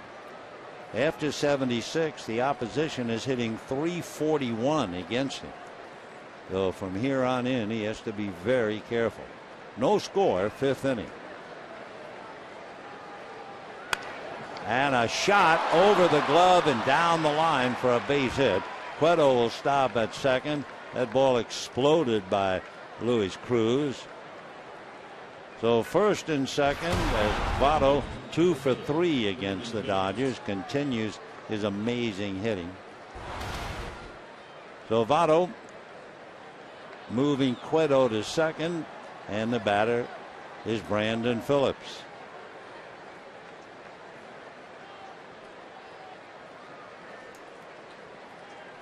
So 2 on, 2 out. 5th inning, no score. Phillips had a 10-pitch at bat and hit into a force play in the 1st inning. Grounded to short in the 4th. Brandon batting .281. Foul back. Fastball at 89. Phillips, as we mentioned, a notorious first ball hitter. So you knew he'd be going after it if it was around the plate. 2 out, 5th inning. Johnny Cueto spent a long time out on the base paths. He'd opened up with a flare single to right. 2 outs later, Votto's advanced him to second. 0-1 to Brandon Phillips. Holds up, no swing, says Chris Guccione. 1-1 the count to Brandon.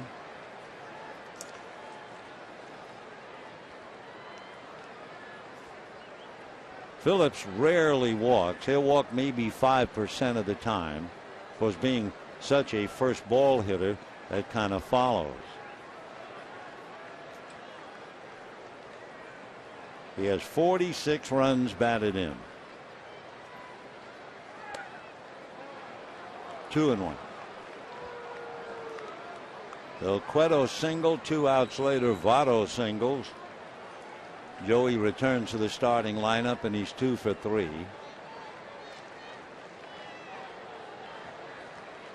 Two and 1 to Brandon Phillips.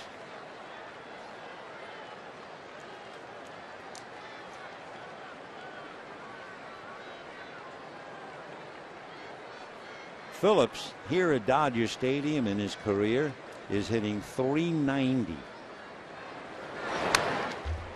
2-2. Last night he had one hit, a double to left center, and that was the beginning of the end for Chad Billingsley. Billingsley had the Reds shut out for 5.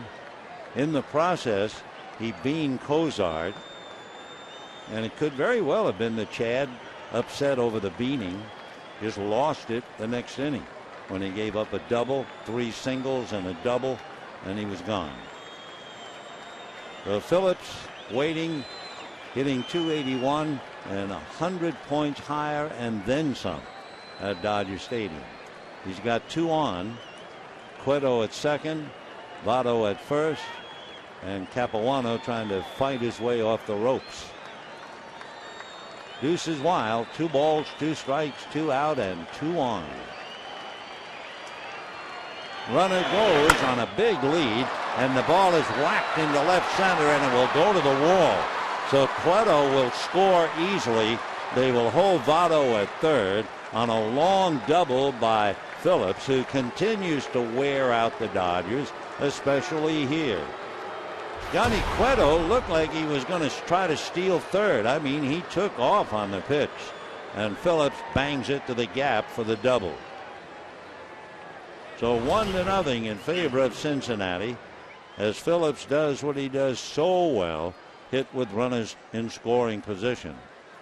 Votto on that testy knee, so they weren't about to send him in.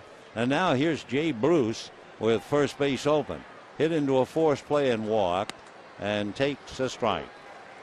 1-0 Cincinnati.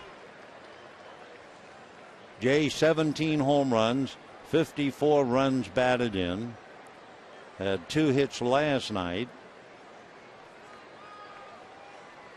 0-1.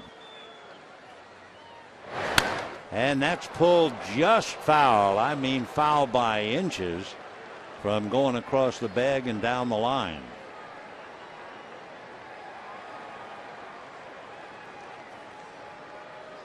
Capuano in a little trouble now, and of course the pitch count, as we told you, once he gets to 76 pitches, look out. He's now up to 86, and finally the Reds broke through for the run. 1-2. By the way, Capuano is due to bat 4th when the Dodgers hit in the bottom of the 5th inning. 87 pitches for Chris. Phillips at second, Votto at third, 2 out. Breaking ball got him, and a dandy. So Capuano picks up his 5th strikeout. The Reds get 1 and leave 2 and lead 1-0.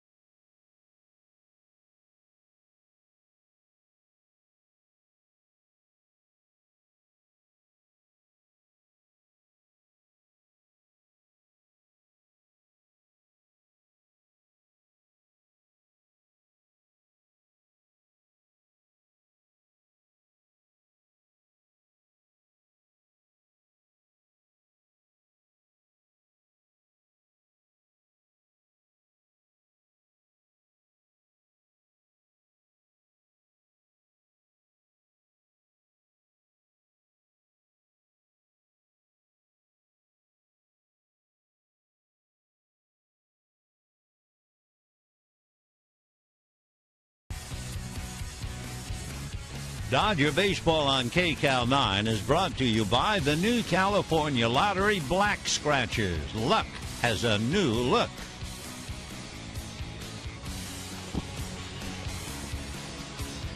Bottom of the fifth inning, Johnny Cueto scores the run driven in by Brandon Phillips, and the Reds take a 1-0 lead to the bottom of the fifth inning. Phillips hitting better than .390 at Dodger Stadium. And the Dodgers try to counter now with Loney, Cruz, and Gwynn against Cueto. James Loney fouled out in the second inning to Ryan Hannigan, the catcher. The Reds now 1 run, 6 hits. They have left 7, so they've had ample opportunity to break the game open. For the Dodgers, no runs, 2 hits, and they have left 2.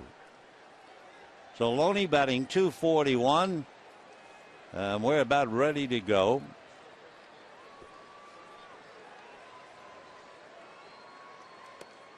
And a strike to Loney, 0-1.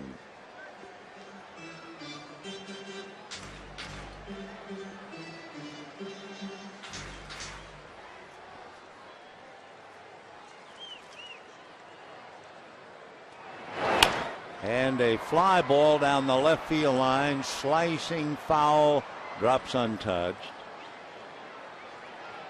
Looking for the youngest player, and Ryan Ludwig found him. 0-2 the count to James Loney.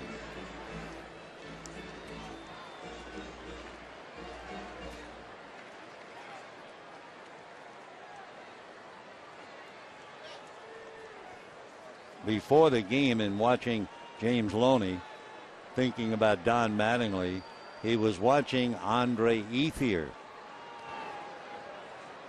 And Andre felt something on one swing today. And immediately Don said, whoa, hold everything. We have to be very, very cautious here.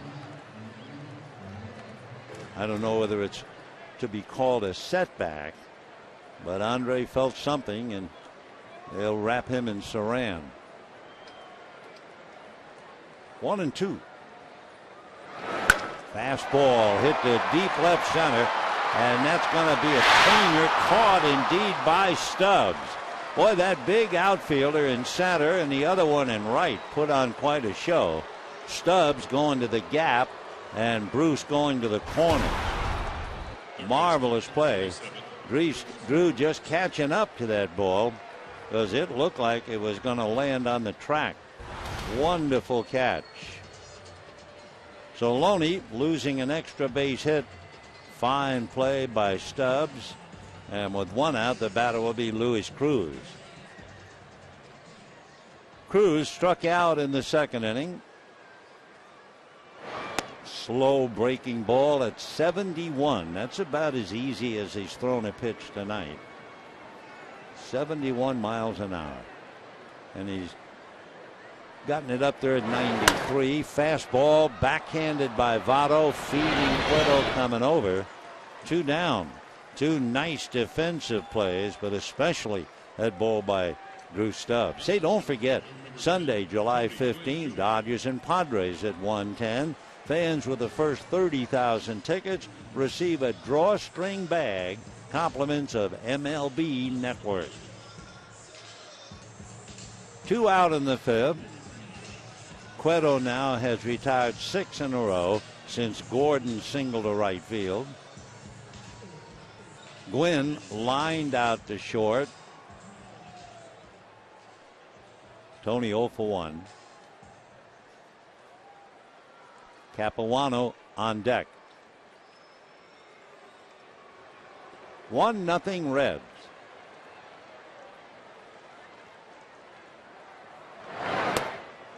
That's ball 1 to the backstop.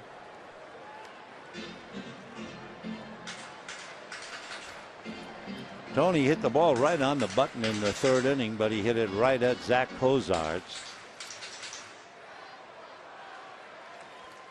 Tony not only can run him down, he has 6 assists from the outfield. That balances it. 1 ball and 1 strike. So with 6 assists, he would be tied for third in that department. 1 ball and 1 strike. Ball 2.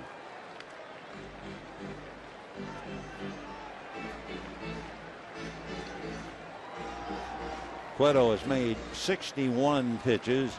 He's got 2 outs on 9 pitches here in the 5th. Fastball strike. 2-2. A Lewis T-Ant switch. Also a turn by Johnny Sain from years ago. The upper torso completely turning to look back at second base.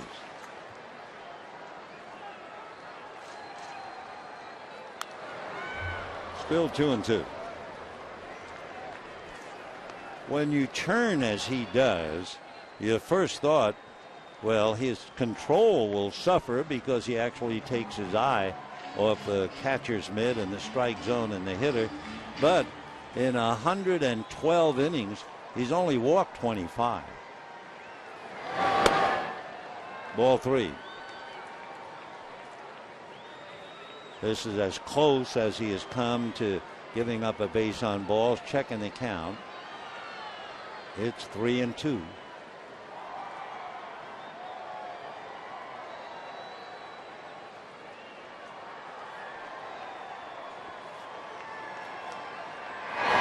Fastball hit in the air to center.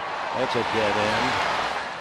So a couple of fly balls and a ground ball. That's 7 in a row retired.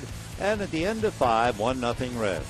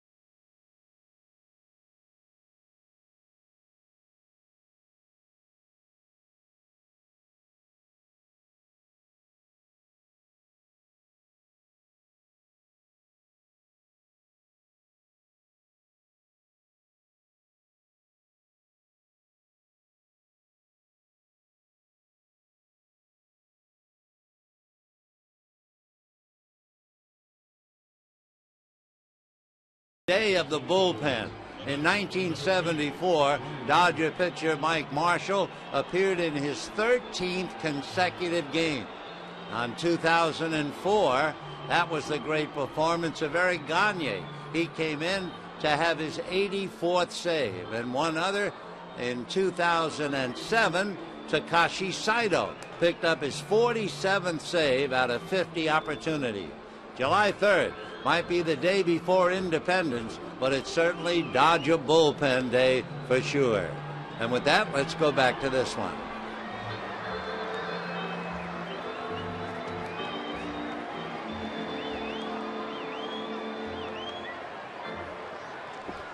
Tough ball game, 1-0 in favor of the Reds, especially after that dazzling running catch made by Drew Stubbs in left center. So Ryan Ludwig followed by Todd Frazier and then Ryan Hannigan. Ludwig single to right, single to left, 2 for 2.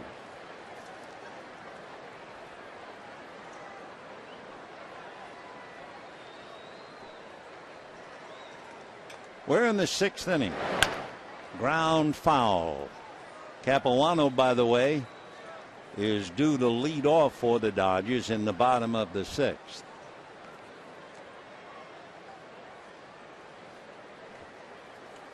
Capuano had made 88 pitches coming into the inning. 0-1 to Ludwig.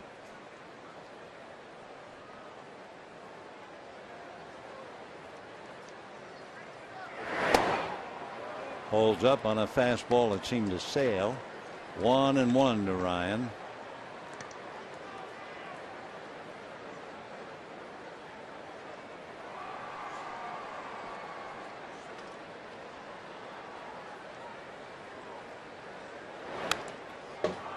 One and two.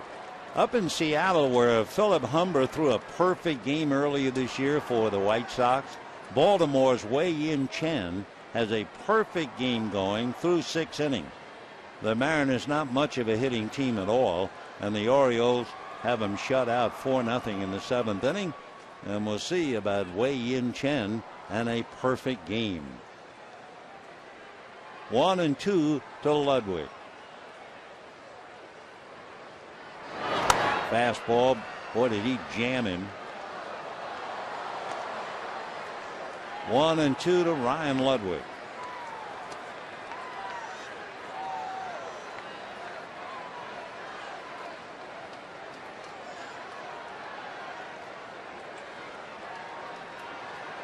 One run, 6 hits for the Reds. No runs, 2 hits for the Dodgers. A change way off, 2-2.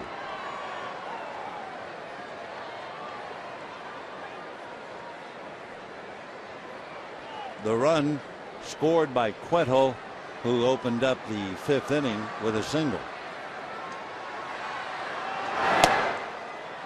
3-2, so he's given him the whole store. 3-2 to Ryan Ludwig.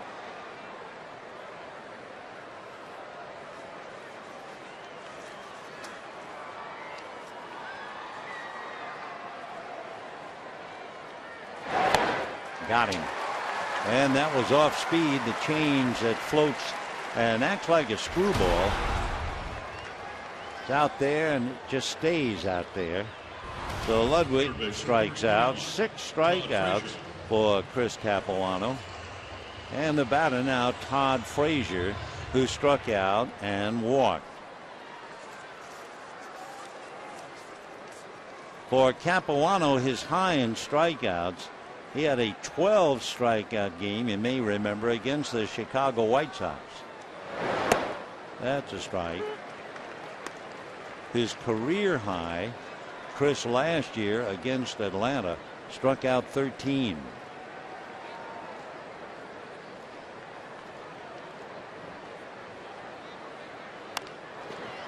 That's another change. Kennedy will take care of it. 2 out in the 6th inning, and Ryan Hannigan coming up. Coming to the plate, catcher Ryan Hannigan. Hannigan hit into a double play and hit into a force play. 0 for 2. The force play hurt Cincinnati because the bases were loaded, and they made the 3rd out in the 4th inning. Reds, as we said, have stranded 7 in 5 innings. Dodgers have stranded 2.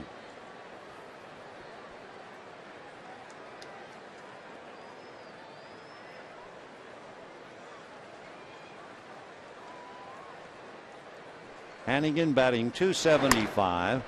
Ground ball to Gordon. High throw, whoops, but Loney stayed with it.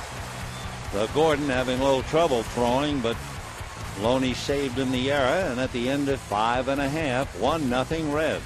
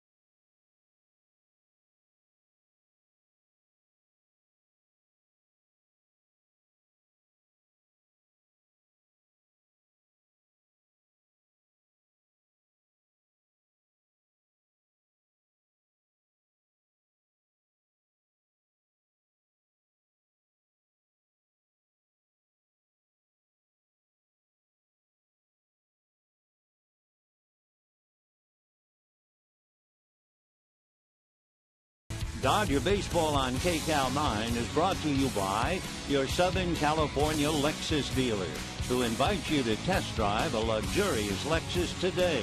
Visit Lexus.com.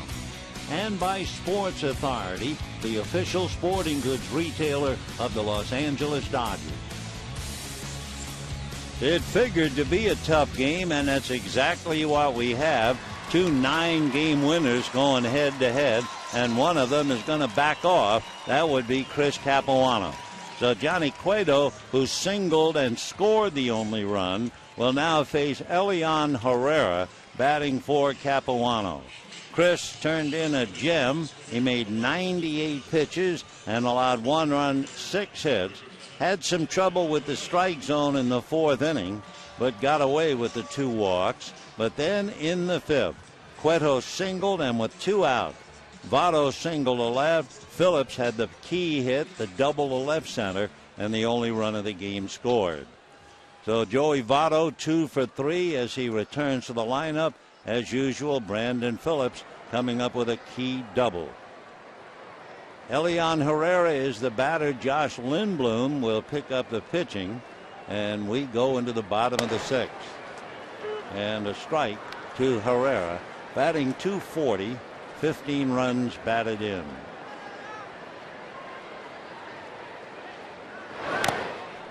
Oh, and 2.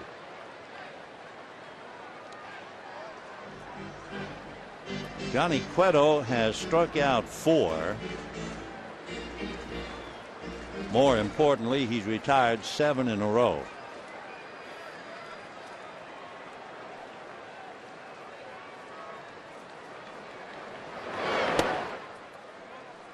One and 2. Capuano made 98 pitches. He had his easiest inning in the 6th, but he had 2 back-to-back innings, did Capuano, a 25-pitch 4th and a 22-pitch 5th.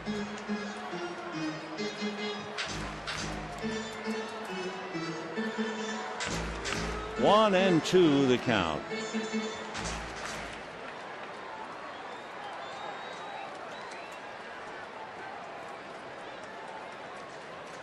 Elian Herrera started last night's game. He played center field and went 0 for 4, striking out twice.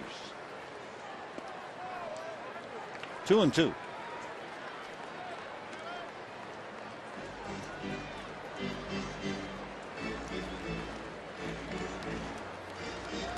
Herrera followed by Gordon and then Ellis. Ball 3. Cueto is yet to walk. He has struck out 4. Gordon waiting on deck. 3 and 2 to Elian Herrera, batting for Chris Capuano. And sliced to left field, base hit. Over to get it is Ludwig. Herrera, big turn and holding, and a nice defensive play by Ryan Ludwig in left field. So Herrera is aboard with a single to left, and the batter is D. Gordon. You know, All-Star voting isn't over yet. You can vote for the final player for each league roster until Thursday at 1 p.m. Go to Dodgers.com, cast your All-Star game final vote for the last 2 All-Stars for the game in Kansas City. All right, Herrera at first. Here is Gordon. The Reds figure Gordon will bunt. He has just 1 sacrifice, gets down another. Cueto will get him on a close play at first, and down to second base goes Herrera. So Gordon does his job, gets the bunt down. Now they leave it up to Ellis and Rivera. A.J. Ellis grounded to short, struck out on a 3 and 2 pitch.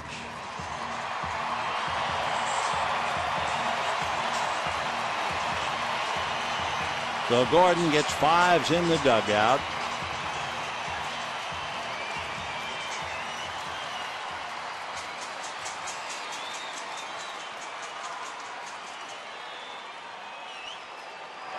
Dodgers with the potential tying run at second, and it's the first time they've had a man at second base.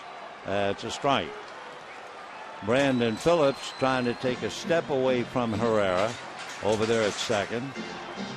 A step saved up there could really cash in at home plate. 0-1 to A.J. Ellis.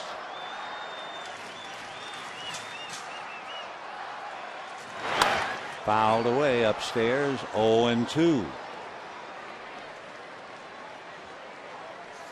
No balls and 2 strikes. Ellis has struck out 60 times in over 200 plate appearances. He's walked 42. So Herrera, the potential tying run. Phillips constantly faking to the bag. 0-2 to Ellis.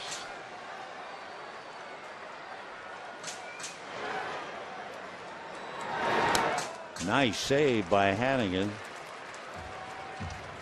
Hard slider, almost got away. 1-2. Cueto is 9-4, 1-3 against the Dodgers in his career. 1-2 against the Dodgers here at Dodger Stadium.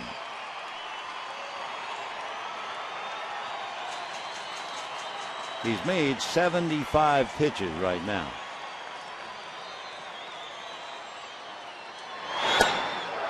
And down goes Ellis.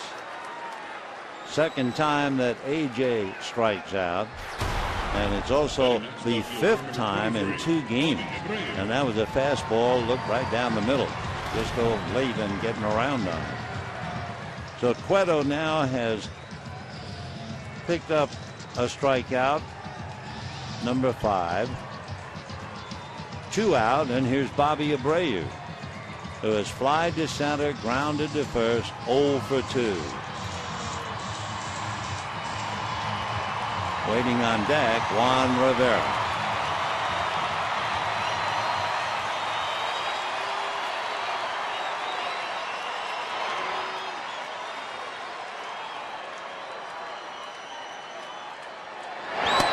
And ball 1. With a left-hand hitter up, Brandon Phillips can't go to the bag at all, and Zach Cozarts can't really commit. He's over to his left, but Abreu gets a lot of base hits the other way to left field. 1 ball and no strikes. 1-0 Reds, bottom of the 6th. Giants lost, and the Diamondbacks are losing.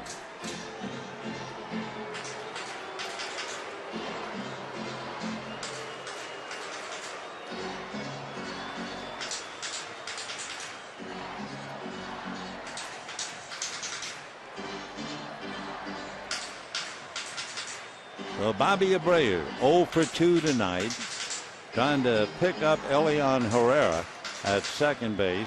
Chris Capuano is still the pitcher of record. He is literally and figuratively sweating this out. That's a strike. 1-1 to Bobby.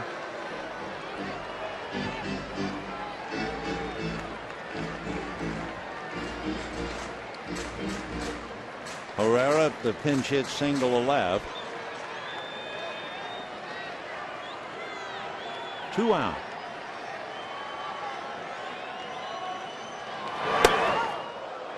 Straightens him up, 2-1.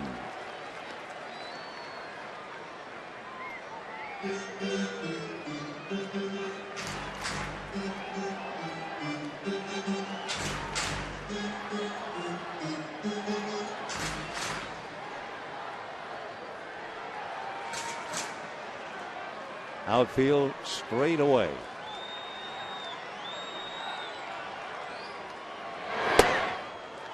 Up and in, ball 3. On deck, Juan Rivera.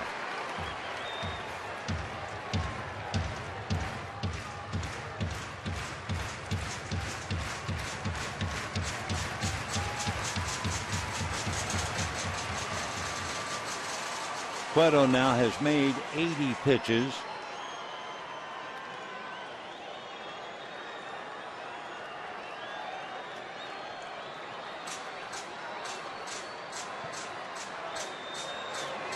Three and one to Bobby. Time. And a balk apparently called, and they will move Herrera to third. Dusty doesn't appeal, doesn't argue. It looked like Cueto straightens up and then apparently leaned in and then decided to break the delivery. So the Dodgers now have the tying run at third. 2 out. 3-1 the count to Bobby Abreu. That's in there. 3-2. For Cueto with a runner at third, among other things, he does not have a wild pitch. That's his second balk.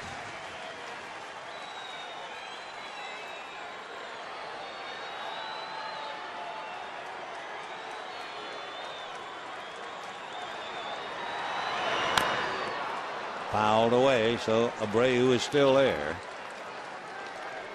So in the inning, Herrera came off the bench to bat for Capuano and single to left. Gordon sacrificed into second with 2 out. Cueto balks. So the count 3-2. Herrera the tying run 90 feet away.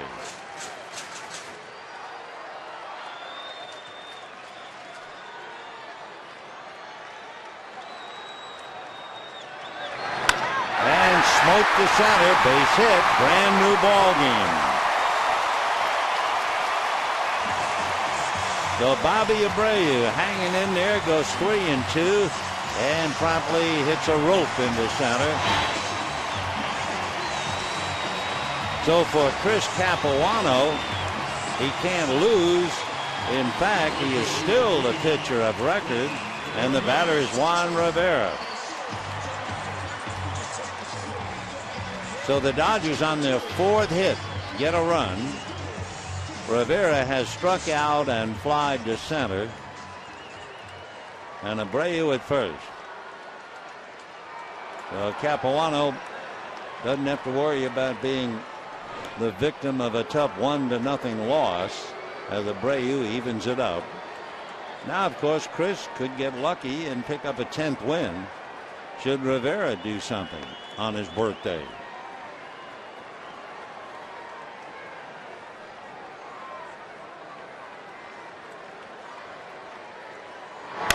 Breaking ball hit to short. Kozark's a long throw right on the money. But the Dodgers put together 2 singles and a bunt. Capuano was off the hook. Abreu was a momentary hero. And we have a 1-1 tie.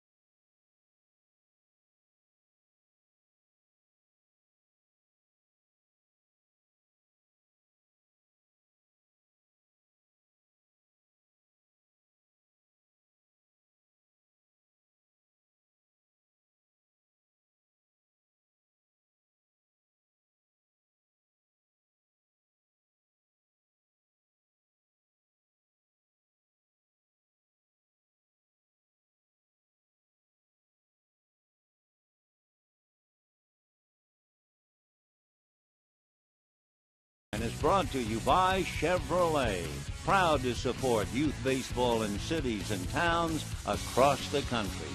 By Farmer John, taste the local flavor. And by Honda. Visit your Honda dealer right now for great deals. Only a Honda is a Honda. We go to the seventh inning in a tough ball game. Elian Herrera, who came off the bench, batted for Capuano and got a base hit, scores the run to tie it up, and then stays in the game, batting ninth in left field. Josh Lindblom will pick up the pitching. He will go in Bobby Abreu's spot, and we move to the seventh in a 1-1 tie. By the way, we mentioned earlier Mark Ellis, Matt Kemp, and Javi Guerra were playing in Rancho Cucamonga. That's ball one to Cueto. Ellis was 2 for 2. Matt Kemp is 2 for 3, 2 singles with a walk and a strikeout tonight. 1-1 to count. Remember, we were talking about the perfect game turned in for 6 innings by Wei-Yin Chen of the Orioles. It's over. Casper Wells hit a home run for Seattle. So Baltimore leading in that game 4-1, but the perfect game is now imperfect. Cueto had struck out, but then hit a little flare over Loney's head for a base hit, and eventually the double by Brandon Phillips scored him, and he tries it again, but misses. 1-2. Johnny Cueto. He's made 84 pitches. He's allowed 1 run and 4 hits.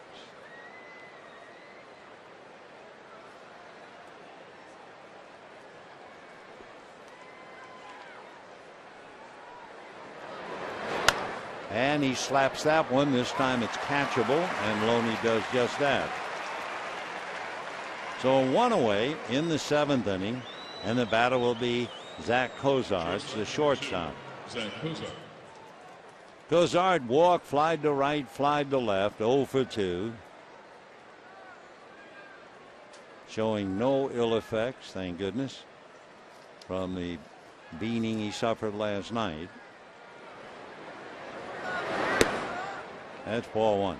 Boy, the Reds management so high on Zach Cozart. 6'1", 195. He'll be 27. From Mississippi, fouled away. He was a 2nd-round pick 5 years ago. 1 ball and 1 strike.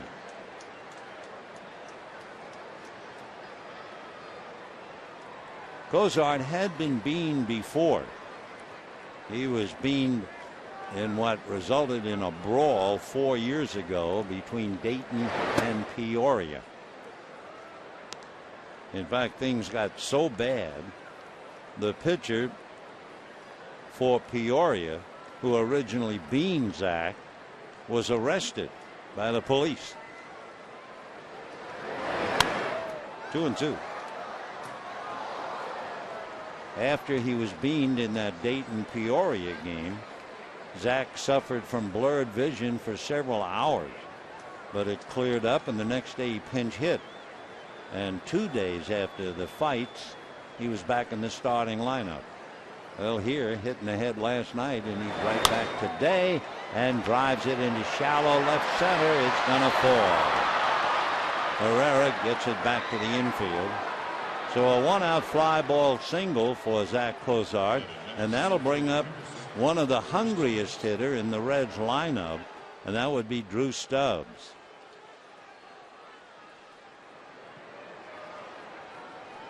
Stubbs 0 for 3, flied to right, struck out, popped up. So he is 0 for 8 and has struck out 4 times. However, he did make that dazzling running catch on the ball hit by Loney in the 5th inning, taking an extra base hit away from Loney and the ball club.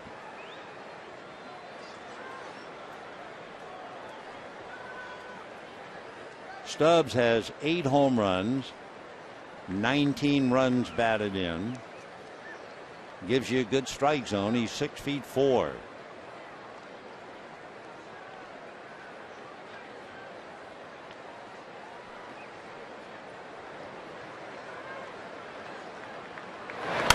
Fastball, couldn't get around on it. 0-1. Stubbs signed 6 years ago.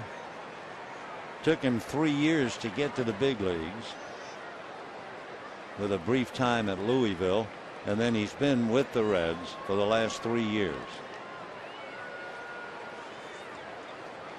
Feast or famine, he's had 22 home runs, 15 home runs, and 8, but strikes out a lot in the process.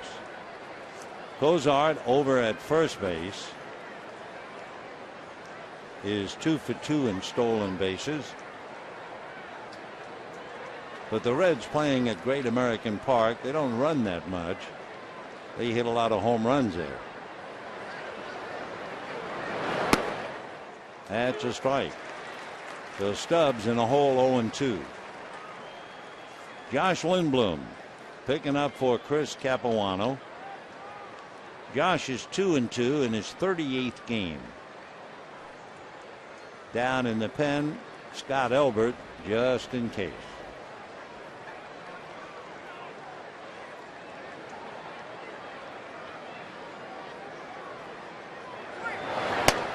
Check, did he? Swing, says the first base umpire, Chris Guccione. So it is a long, tough series so far for Drew Stubbs. Check swing for strike 3. So he has now struck out 5 times in the 2 games. And now with Joey Votto coming up, that's why Elbert's been thrown in the pen. I mean, if one guy can turn a game around, it is Joey Votto. So with Scott coming in, we'll be right back.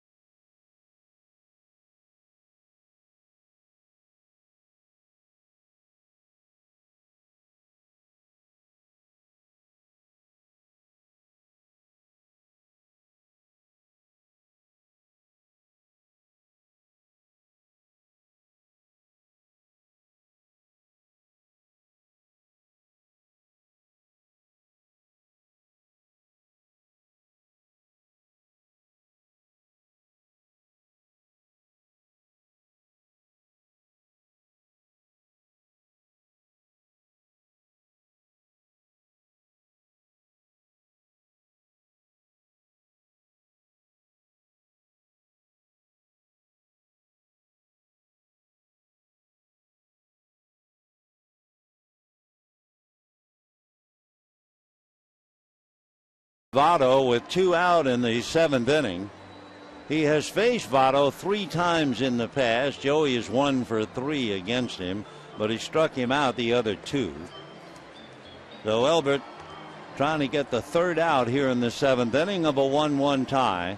Joey Votto, as we mentioned, 2 for 3, and has just been playing exceptionally well when he's healthy. He's had a bad knee, which he hurt sliding in San Francisco.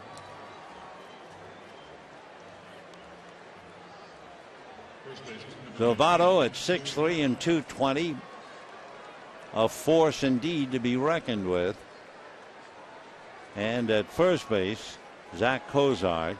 Down in the Dodger bullpen, Ronald Belisario begins to loosen up. And a strike, 0-1. So as Belisario heats up, Rivera in right field is about 10 feet from the warning track. So that's a good deep right field, the same for left. And a fly ball to left field coming up is Herrera to make the catch. So Votto, a fly ball, no runs, 1 hit, a man left. And at the end of 6.5 innings, a 1-1 tie.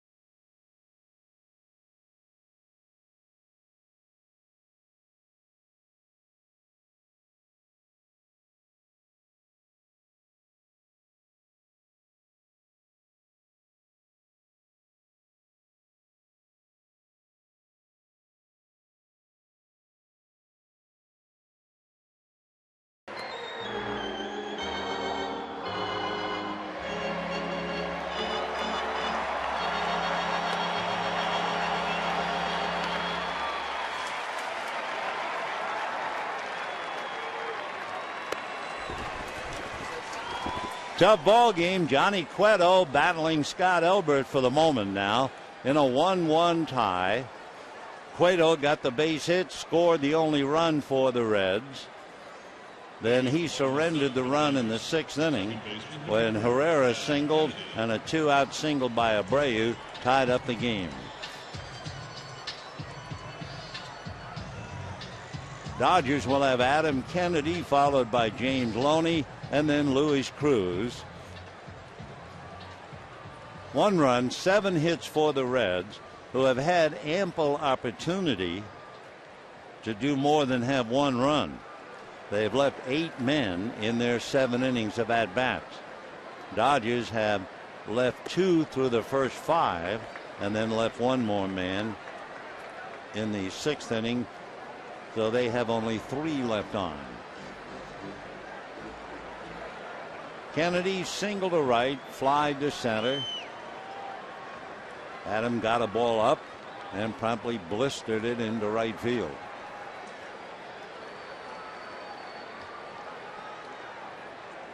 Off speed, rounded foul. 1-1. Good to see a great player who played for both Cincinnati and the Dodgers. Although you know who he played for when you see him tonight, wearing a brilliant red jacket, and that would be the great Eric Davis. 1-1. 1-2. Kennedy hitting .232 with 10 runs batted in.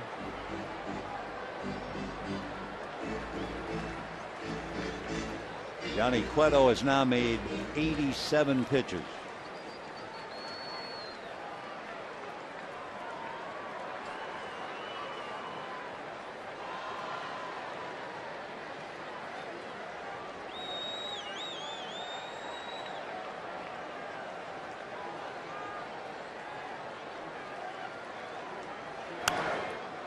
Still 1-2. So Adam giving it a battle up there.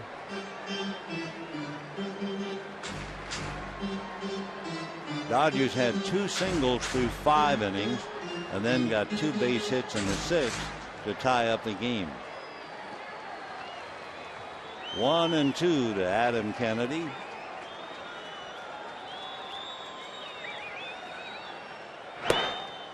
Two and 2. Giants lost. Arizona losing. So the Dodgers are in somewhat of a comfortable position.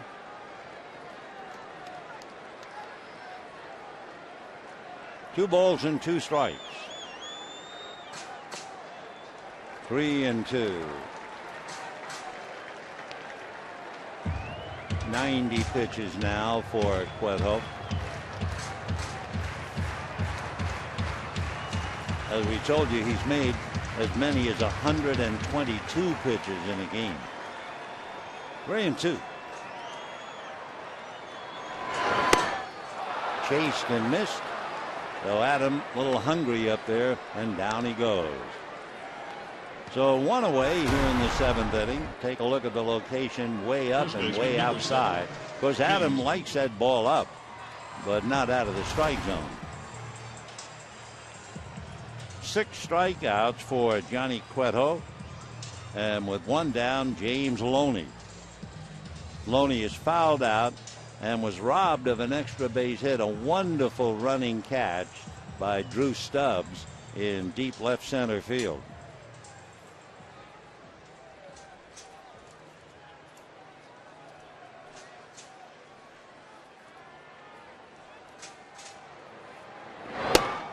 And ball 1. Interesting for Cueto. This would be his 14th quality start. So his percentage is about 90%. He's averaging 107 pitches a game. And Loney promptly bangs that for a base hit to Stubbs. So Loney perking up a little bit. James last night had 2 base hits. Third baseman, number 47, Luis Cruz. 1 for 3 tonight, and Luis Cruz the batter. Dodgers with 5 hits and 1 run.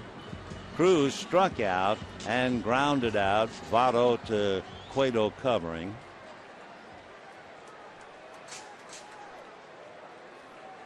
Luis last night had a sacrifice fly that scored Loney and was robbed of an extra base hit by Jay Bruce that would have scored Loney. Well, that was last night. 0 for 2 tonight.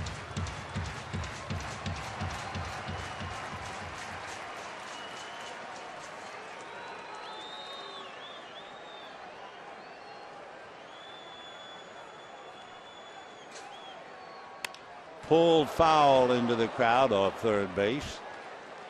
0-1 the count to Luis Cruz, the man from Navajoa.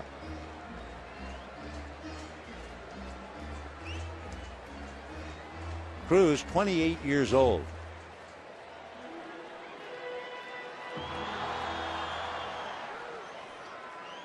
We told you that the Giants lost. Well, the Padres are putting it to the D-backs. And that's a drive to the gap. There's nobody there. Loney is around second, on his way to third. They will wave him home. The relay to the plate. He is safe. And the Dodgers take a 2-1 lead. While that play evolved to third base goes Cruz.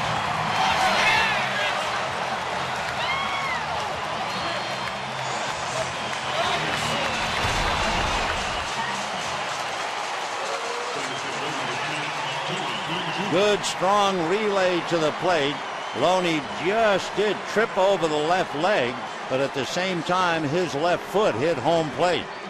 The pretty good block by Ryan Hanigan. Take another look. Watch the left leg of Hanigan trip him up, but his left foot landed on home plate. And the plate umpire, Jeff Nelson, was right there to watch it and give it the call. So the Dodgers lead 2-1. The Reds infield is up. And here's Gwynn. Squeeze play and a wild pitch instead. And the Dodgers lead 3-1.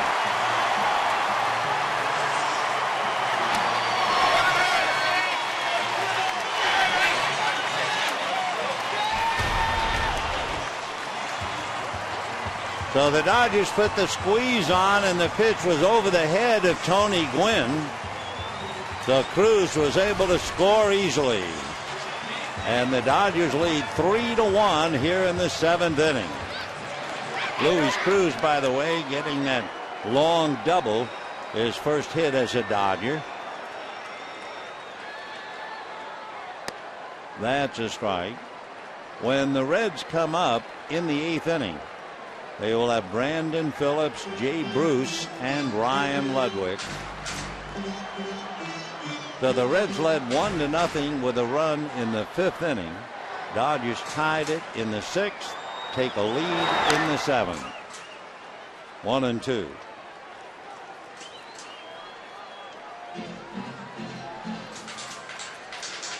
James Loney, a 1-out single to center. And then Luis Cruz doubles him in. And then the wild pitch on the possible squeeze. And the Dodgers are enjoying a 2-run inning. Pitch in the dirt, the out required at first. 2 down, and the batter will be Elian Herrera. 7 strikeouts for Johnny Cueto. Dodgers 3 runs, 6 hits. The Reds 1 run, 7 hits. Loney and Cruz very much involved. Loney single and Cruz double.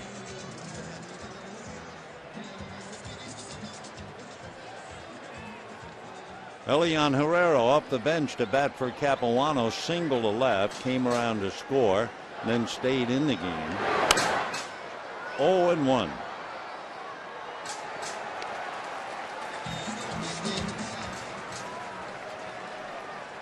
Padres leading the Diamondbacks 9-4 in the eighth. Jason Kubel hit a grand slam.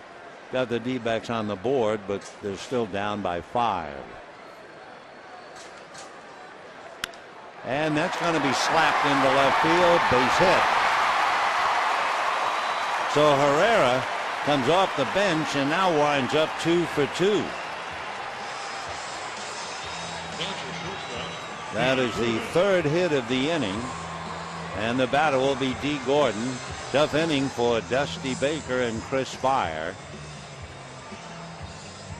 Not to mention what it's doing to Johnny Cueto in quest of his 10th win. D. Gordon flied to left, single to right, sacrificed, 1 for 2, hitting .229.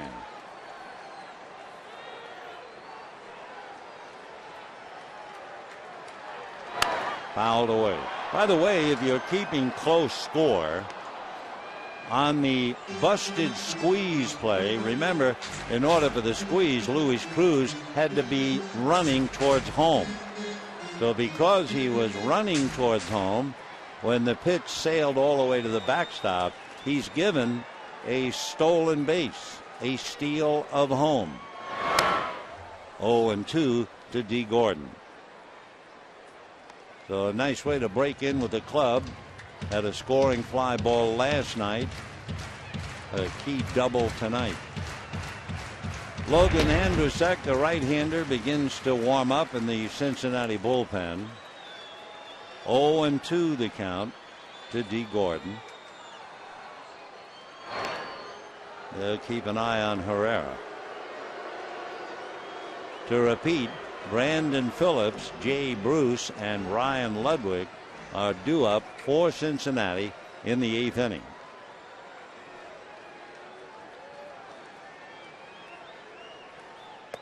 Off the plate, 1-2 to Gordon. Remember, the Reds have really found a home here. They've beaten the Dodgers 5 straight here and 8 of the last 11. The concluding game of the series tomorrow night. Mike Leake, Aaron Harang. Game time 6:10, and then that marvelous fireworks show following the game. 105 pitches made by Johnny Cueto.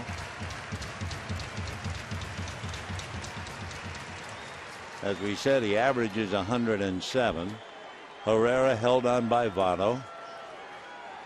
2-2 the count to D. Gordon.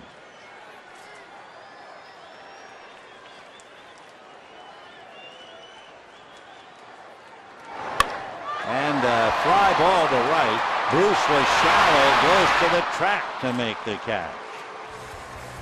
But the Dodgers scramble, wind up with 3 hits, a busted squeeze, which turns out to be a steal of home, and the Dodgers lead 3-1.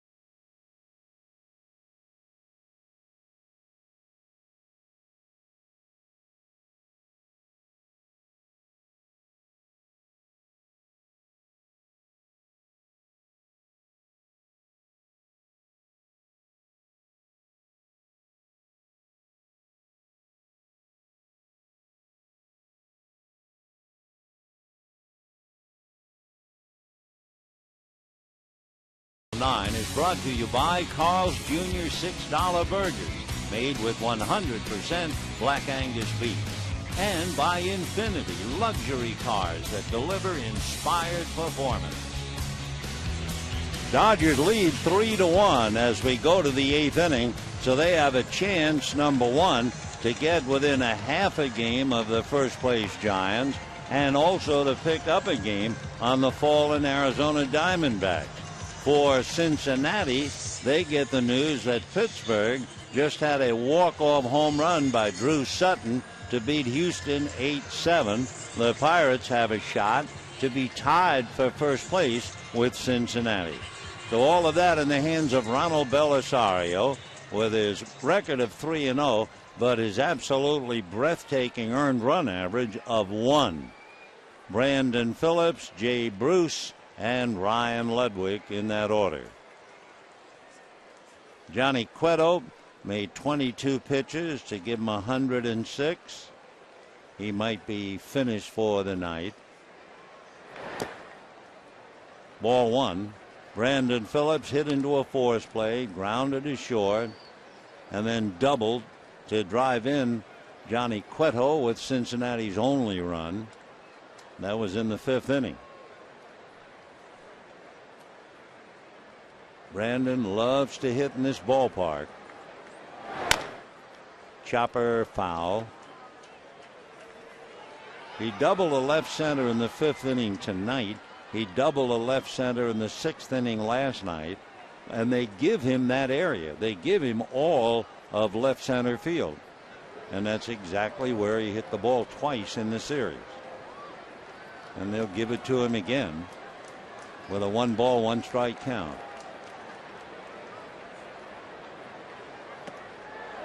Tied him up, and a swing, says Chris. 1-2 to Brandon Phillips.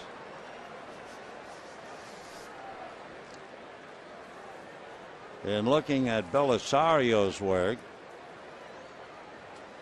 Brandon Phillips 0 for 2 in the past.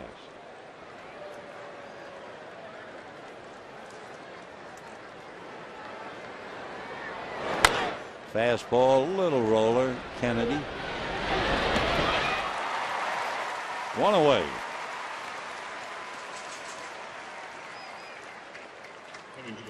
That'll bring up Jay Bruce as a discouraged Phillips goes back in. He was hitting better than .390 at Dodger Stadium. Bruce hit into a force play, walked and struck out. He had a couple of base hits last night.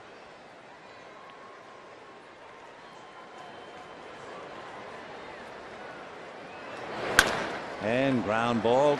Kennedy at the other end of it.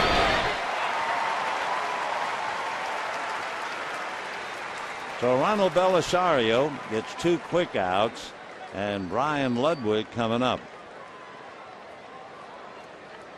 Belisario has been so effective that he's allowed only 3 runs in 25 relief appearances and only 11 hits while striking out 17.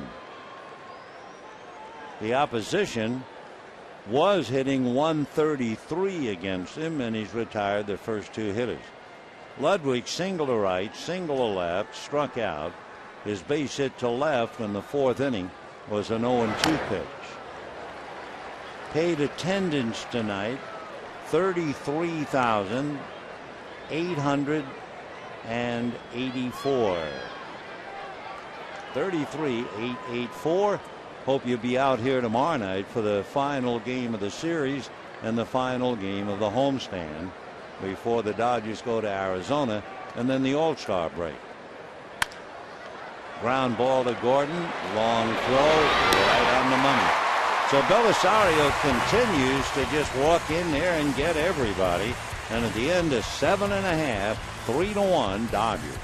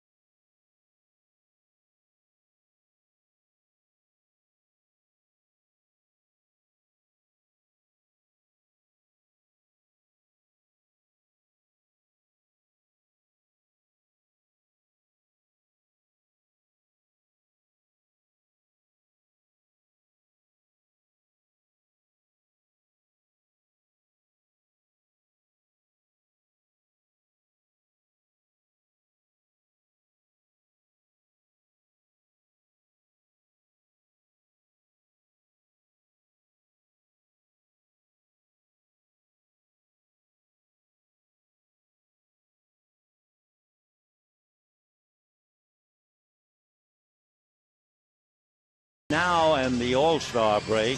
Tomorrow night with the Reds, Mike Leake and Aaron Harang. Then the Dodgers will go over to Arizona and play the D-backs a 4-game series. So all 5 telecasts starting tomorrow night on Prime Ticket. Thursday and Friday at 6:30, Saturday at 7, Sunday at 1, and then the All-Star break followed by 6 games for a homestand, 3 with San Diego and 3 with Philadelphia. And then the Dodgers go out on a long trip that will take them to New York, St. Louis, and San Francisco. Logan Andrusek, who is 6'8", 220-pounder, 27 years old, out of Hallettsville, Texas, lives in Shiner, Texas, went to McLennan Junior College. Andrusek was drafted coming out of high school, drafted by the Reds in the 13th round. Finally settled in as a good pitcher by 2009. 1 ball and no strikes.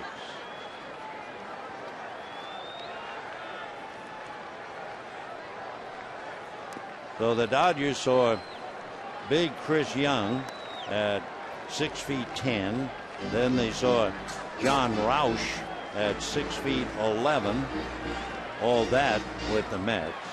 And now Logan Andrusek in there.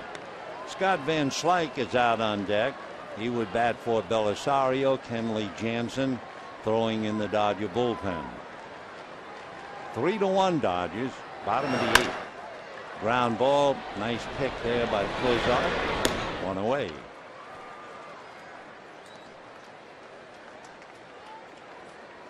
So with 1 out in the 8th inning, Van Slyke will bat for Belisario.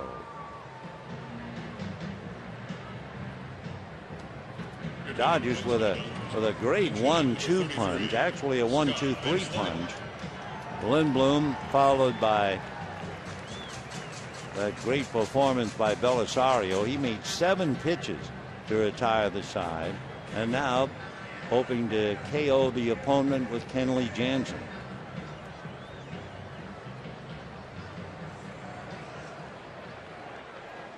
Scotty hitting 186. He has a home run, 6 runs batted in, way out in front. 0-1.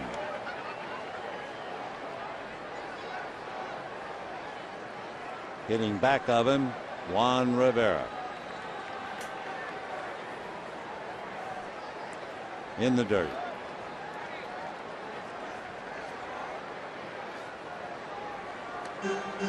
The towns of Hallettsville and Shiner are 2 towns located about halfway between Houston and San Antonio. Together they might have 4,500 people.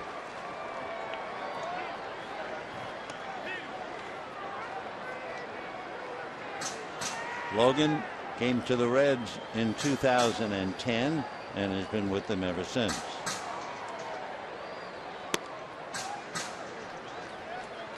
Three and 1 the count to Van Slyke. Van Slyke has checked the books. Fastball, slider, a cutter, and a changeup. And ball 4.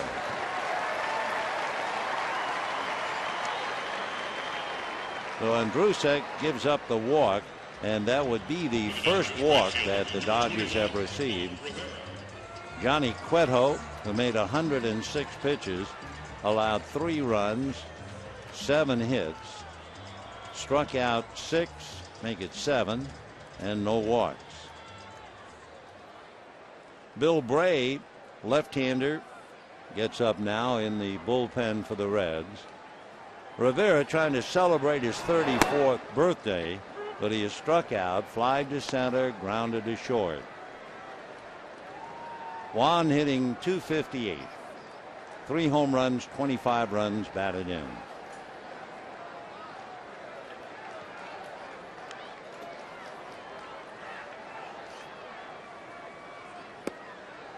That misses. 1 ball and 1 strike. Logan Andrusek has allowed 3 home runs in 29 innings.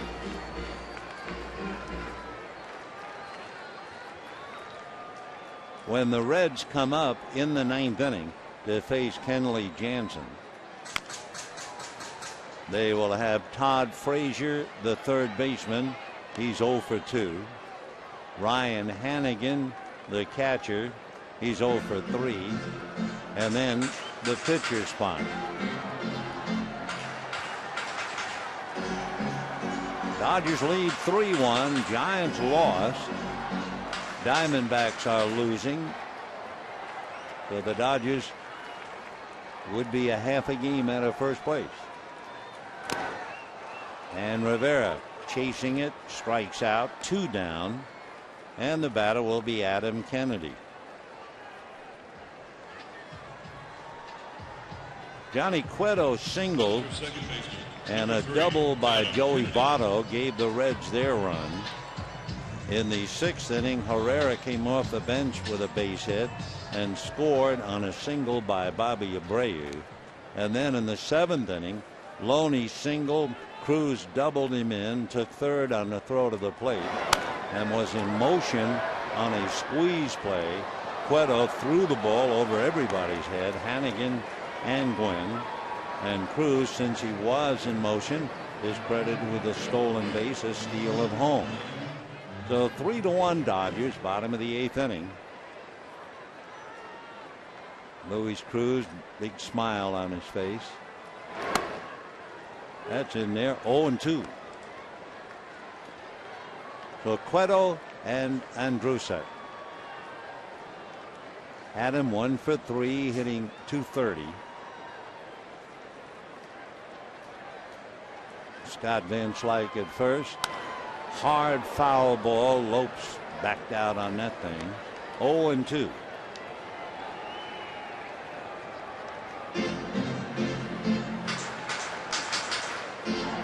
On deck, hitting back to Kennedy, James Loney.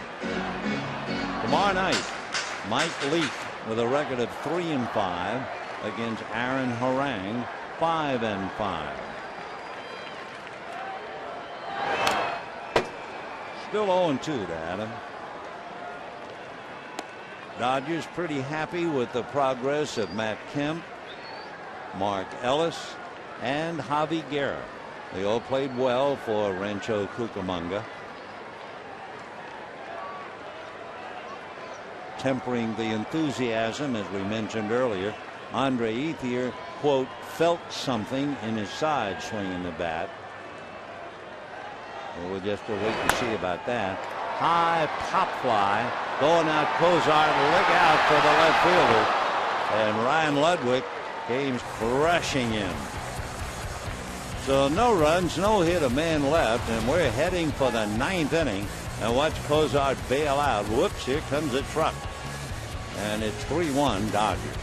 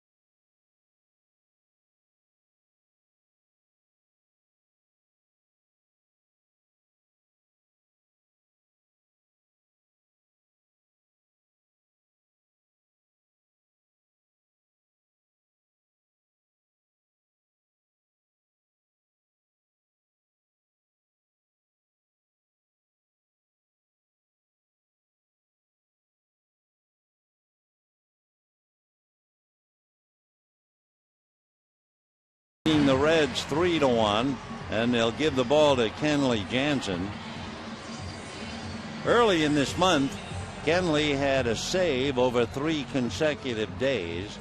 He had to go back 2 years. Jonathan Broxton did that. We were telling you that Ronald Belisario was holding the opposition to a 133 batting average.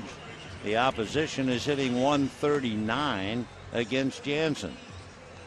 Kenley has 4 wins as a reliever, and he is second in relievers with 56 strikeouts. So Kenley Jansen will try to close up shop tonight. Kenley is 4-2. He has saved 12. His strikeout to walks, 56 strikeouts and only 12 walks. Todd Frazier, the third baseman, struck out, walked, grounded out. 0 for 2, hitting .274. So it's been Capuano, Lindblom, Belisario, and Jansen. Lindblom would be the winning pitcher.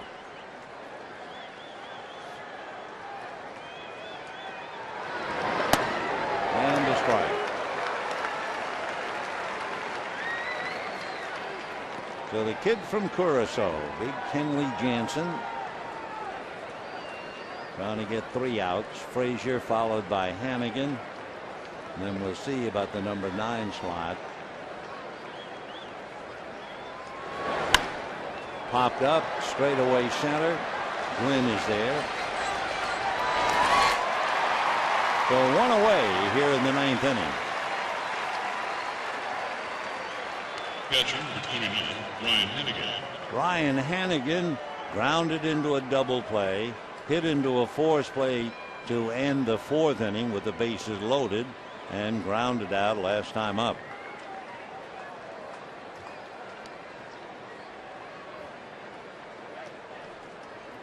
Chris Heisey, who played left field last night, comes out on deck.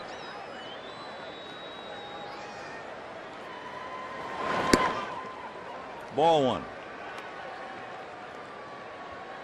For Cincinnati, they have had 1 single since the 5th inning. That was a single by Cozart in the 7th inning. So Lindblom and Belisario certainly stop them cold. That's a strike. Joey Votto, 2 singles and returning to the Wars. 2 for 4 for Joey.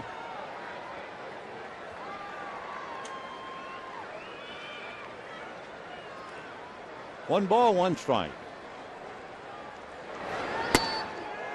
Ball 2.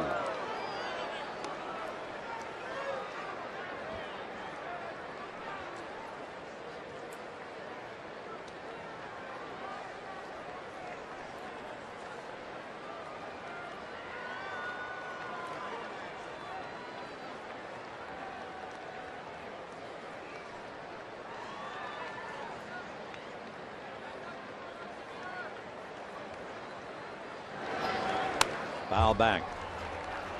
You know, in the we were looking back saying that Lindblom, who pitched the 7th inning, was the pitcher of record when the Dodgers scored the 2 to take the lead 3-1. However, in that 7th inning, Scott Elbert came in to finish and made 2 pitches to get Votto.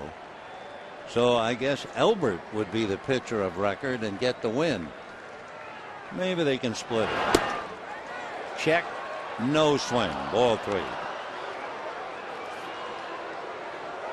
Elbert, should he get the win on 2 pitches, would pick up his first win of the year. All right. 3-2 the count to Ryan Hannigan. 1 out, 9th inning. Dodgers lead 3-1.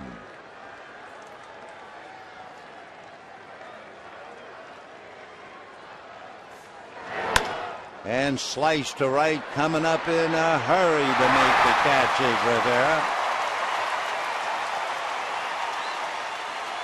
So Juan might go 0 for 4, but he makes a good catch. 2 out in the 9th inning, and Chris Heisey now coming up.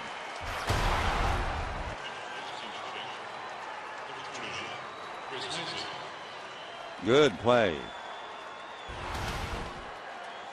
So Rivera gets the 2nd out. Heisey last night had a base hit to left field. He went 1 for 5. Chris hitting .260, 2 home runs, 16 runs batted in. So the Dodgers now 1 out away from being a half a game behind the Giants. Right.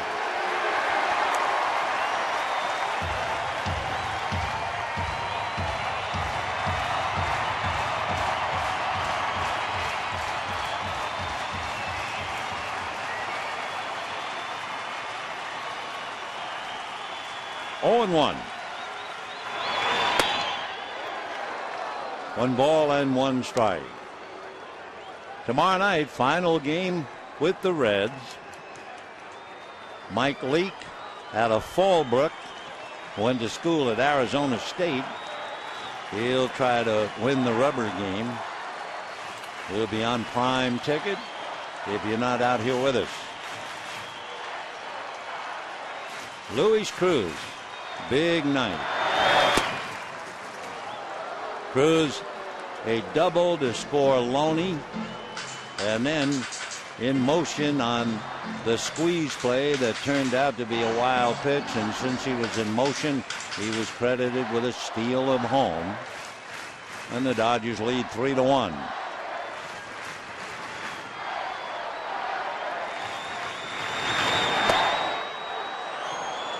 Three and 1 the count to Chris Heisey out of Eastern Pennsylvania. Waiting on deck would be the leadoff man, Zach Cozart, the shortstop, who is 1 for 3 with a walk. 3 and 1 to Heisey.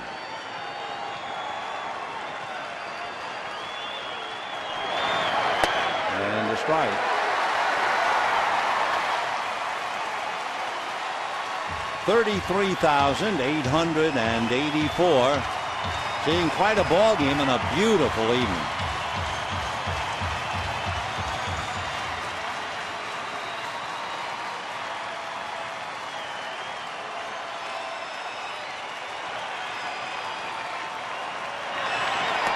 And ball 4, so the door is still open as Heisey gets the walk. And the batter will be Zach Cozart, the shortstop. Cozart has a walk and a single. He's 1 for 3. He has 8 home runs, 16 runs batted in, and if you weren't with us last night, he was beaned by Chad Billingsley, and thank goodness bounced back nicely. So Heisey's at first, still 2 out in the 9th. Dodgers lead 3-1. On deck, Drew Stubbs. Jansen has made 14 pitches to get 2 out. That's ball 1. Heisey goes to second. Defensive indifference, no stolen base.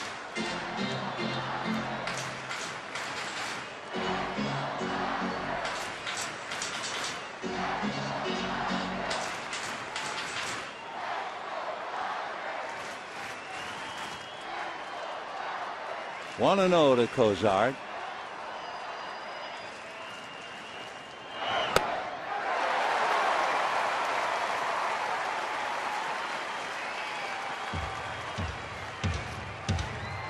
Zach out of Mississippi, lives in Tennessee. Went to the University of Mississippi. 1 and 1.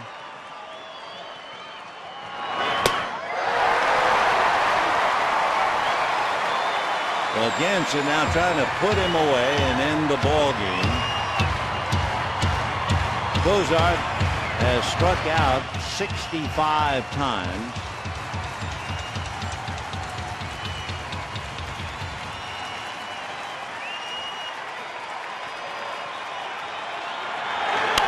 and popped in the air behind the plate. A.J. Ellis throws the mask away, and that's it.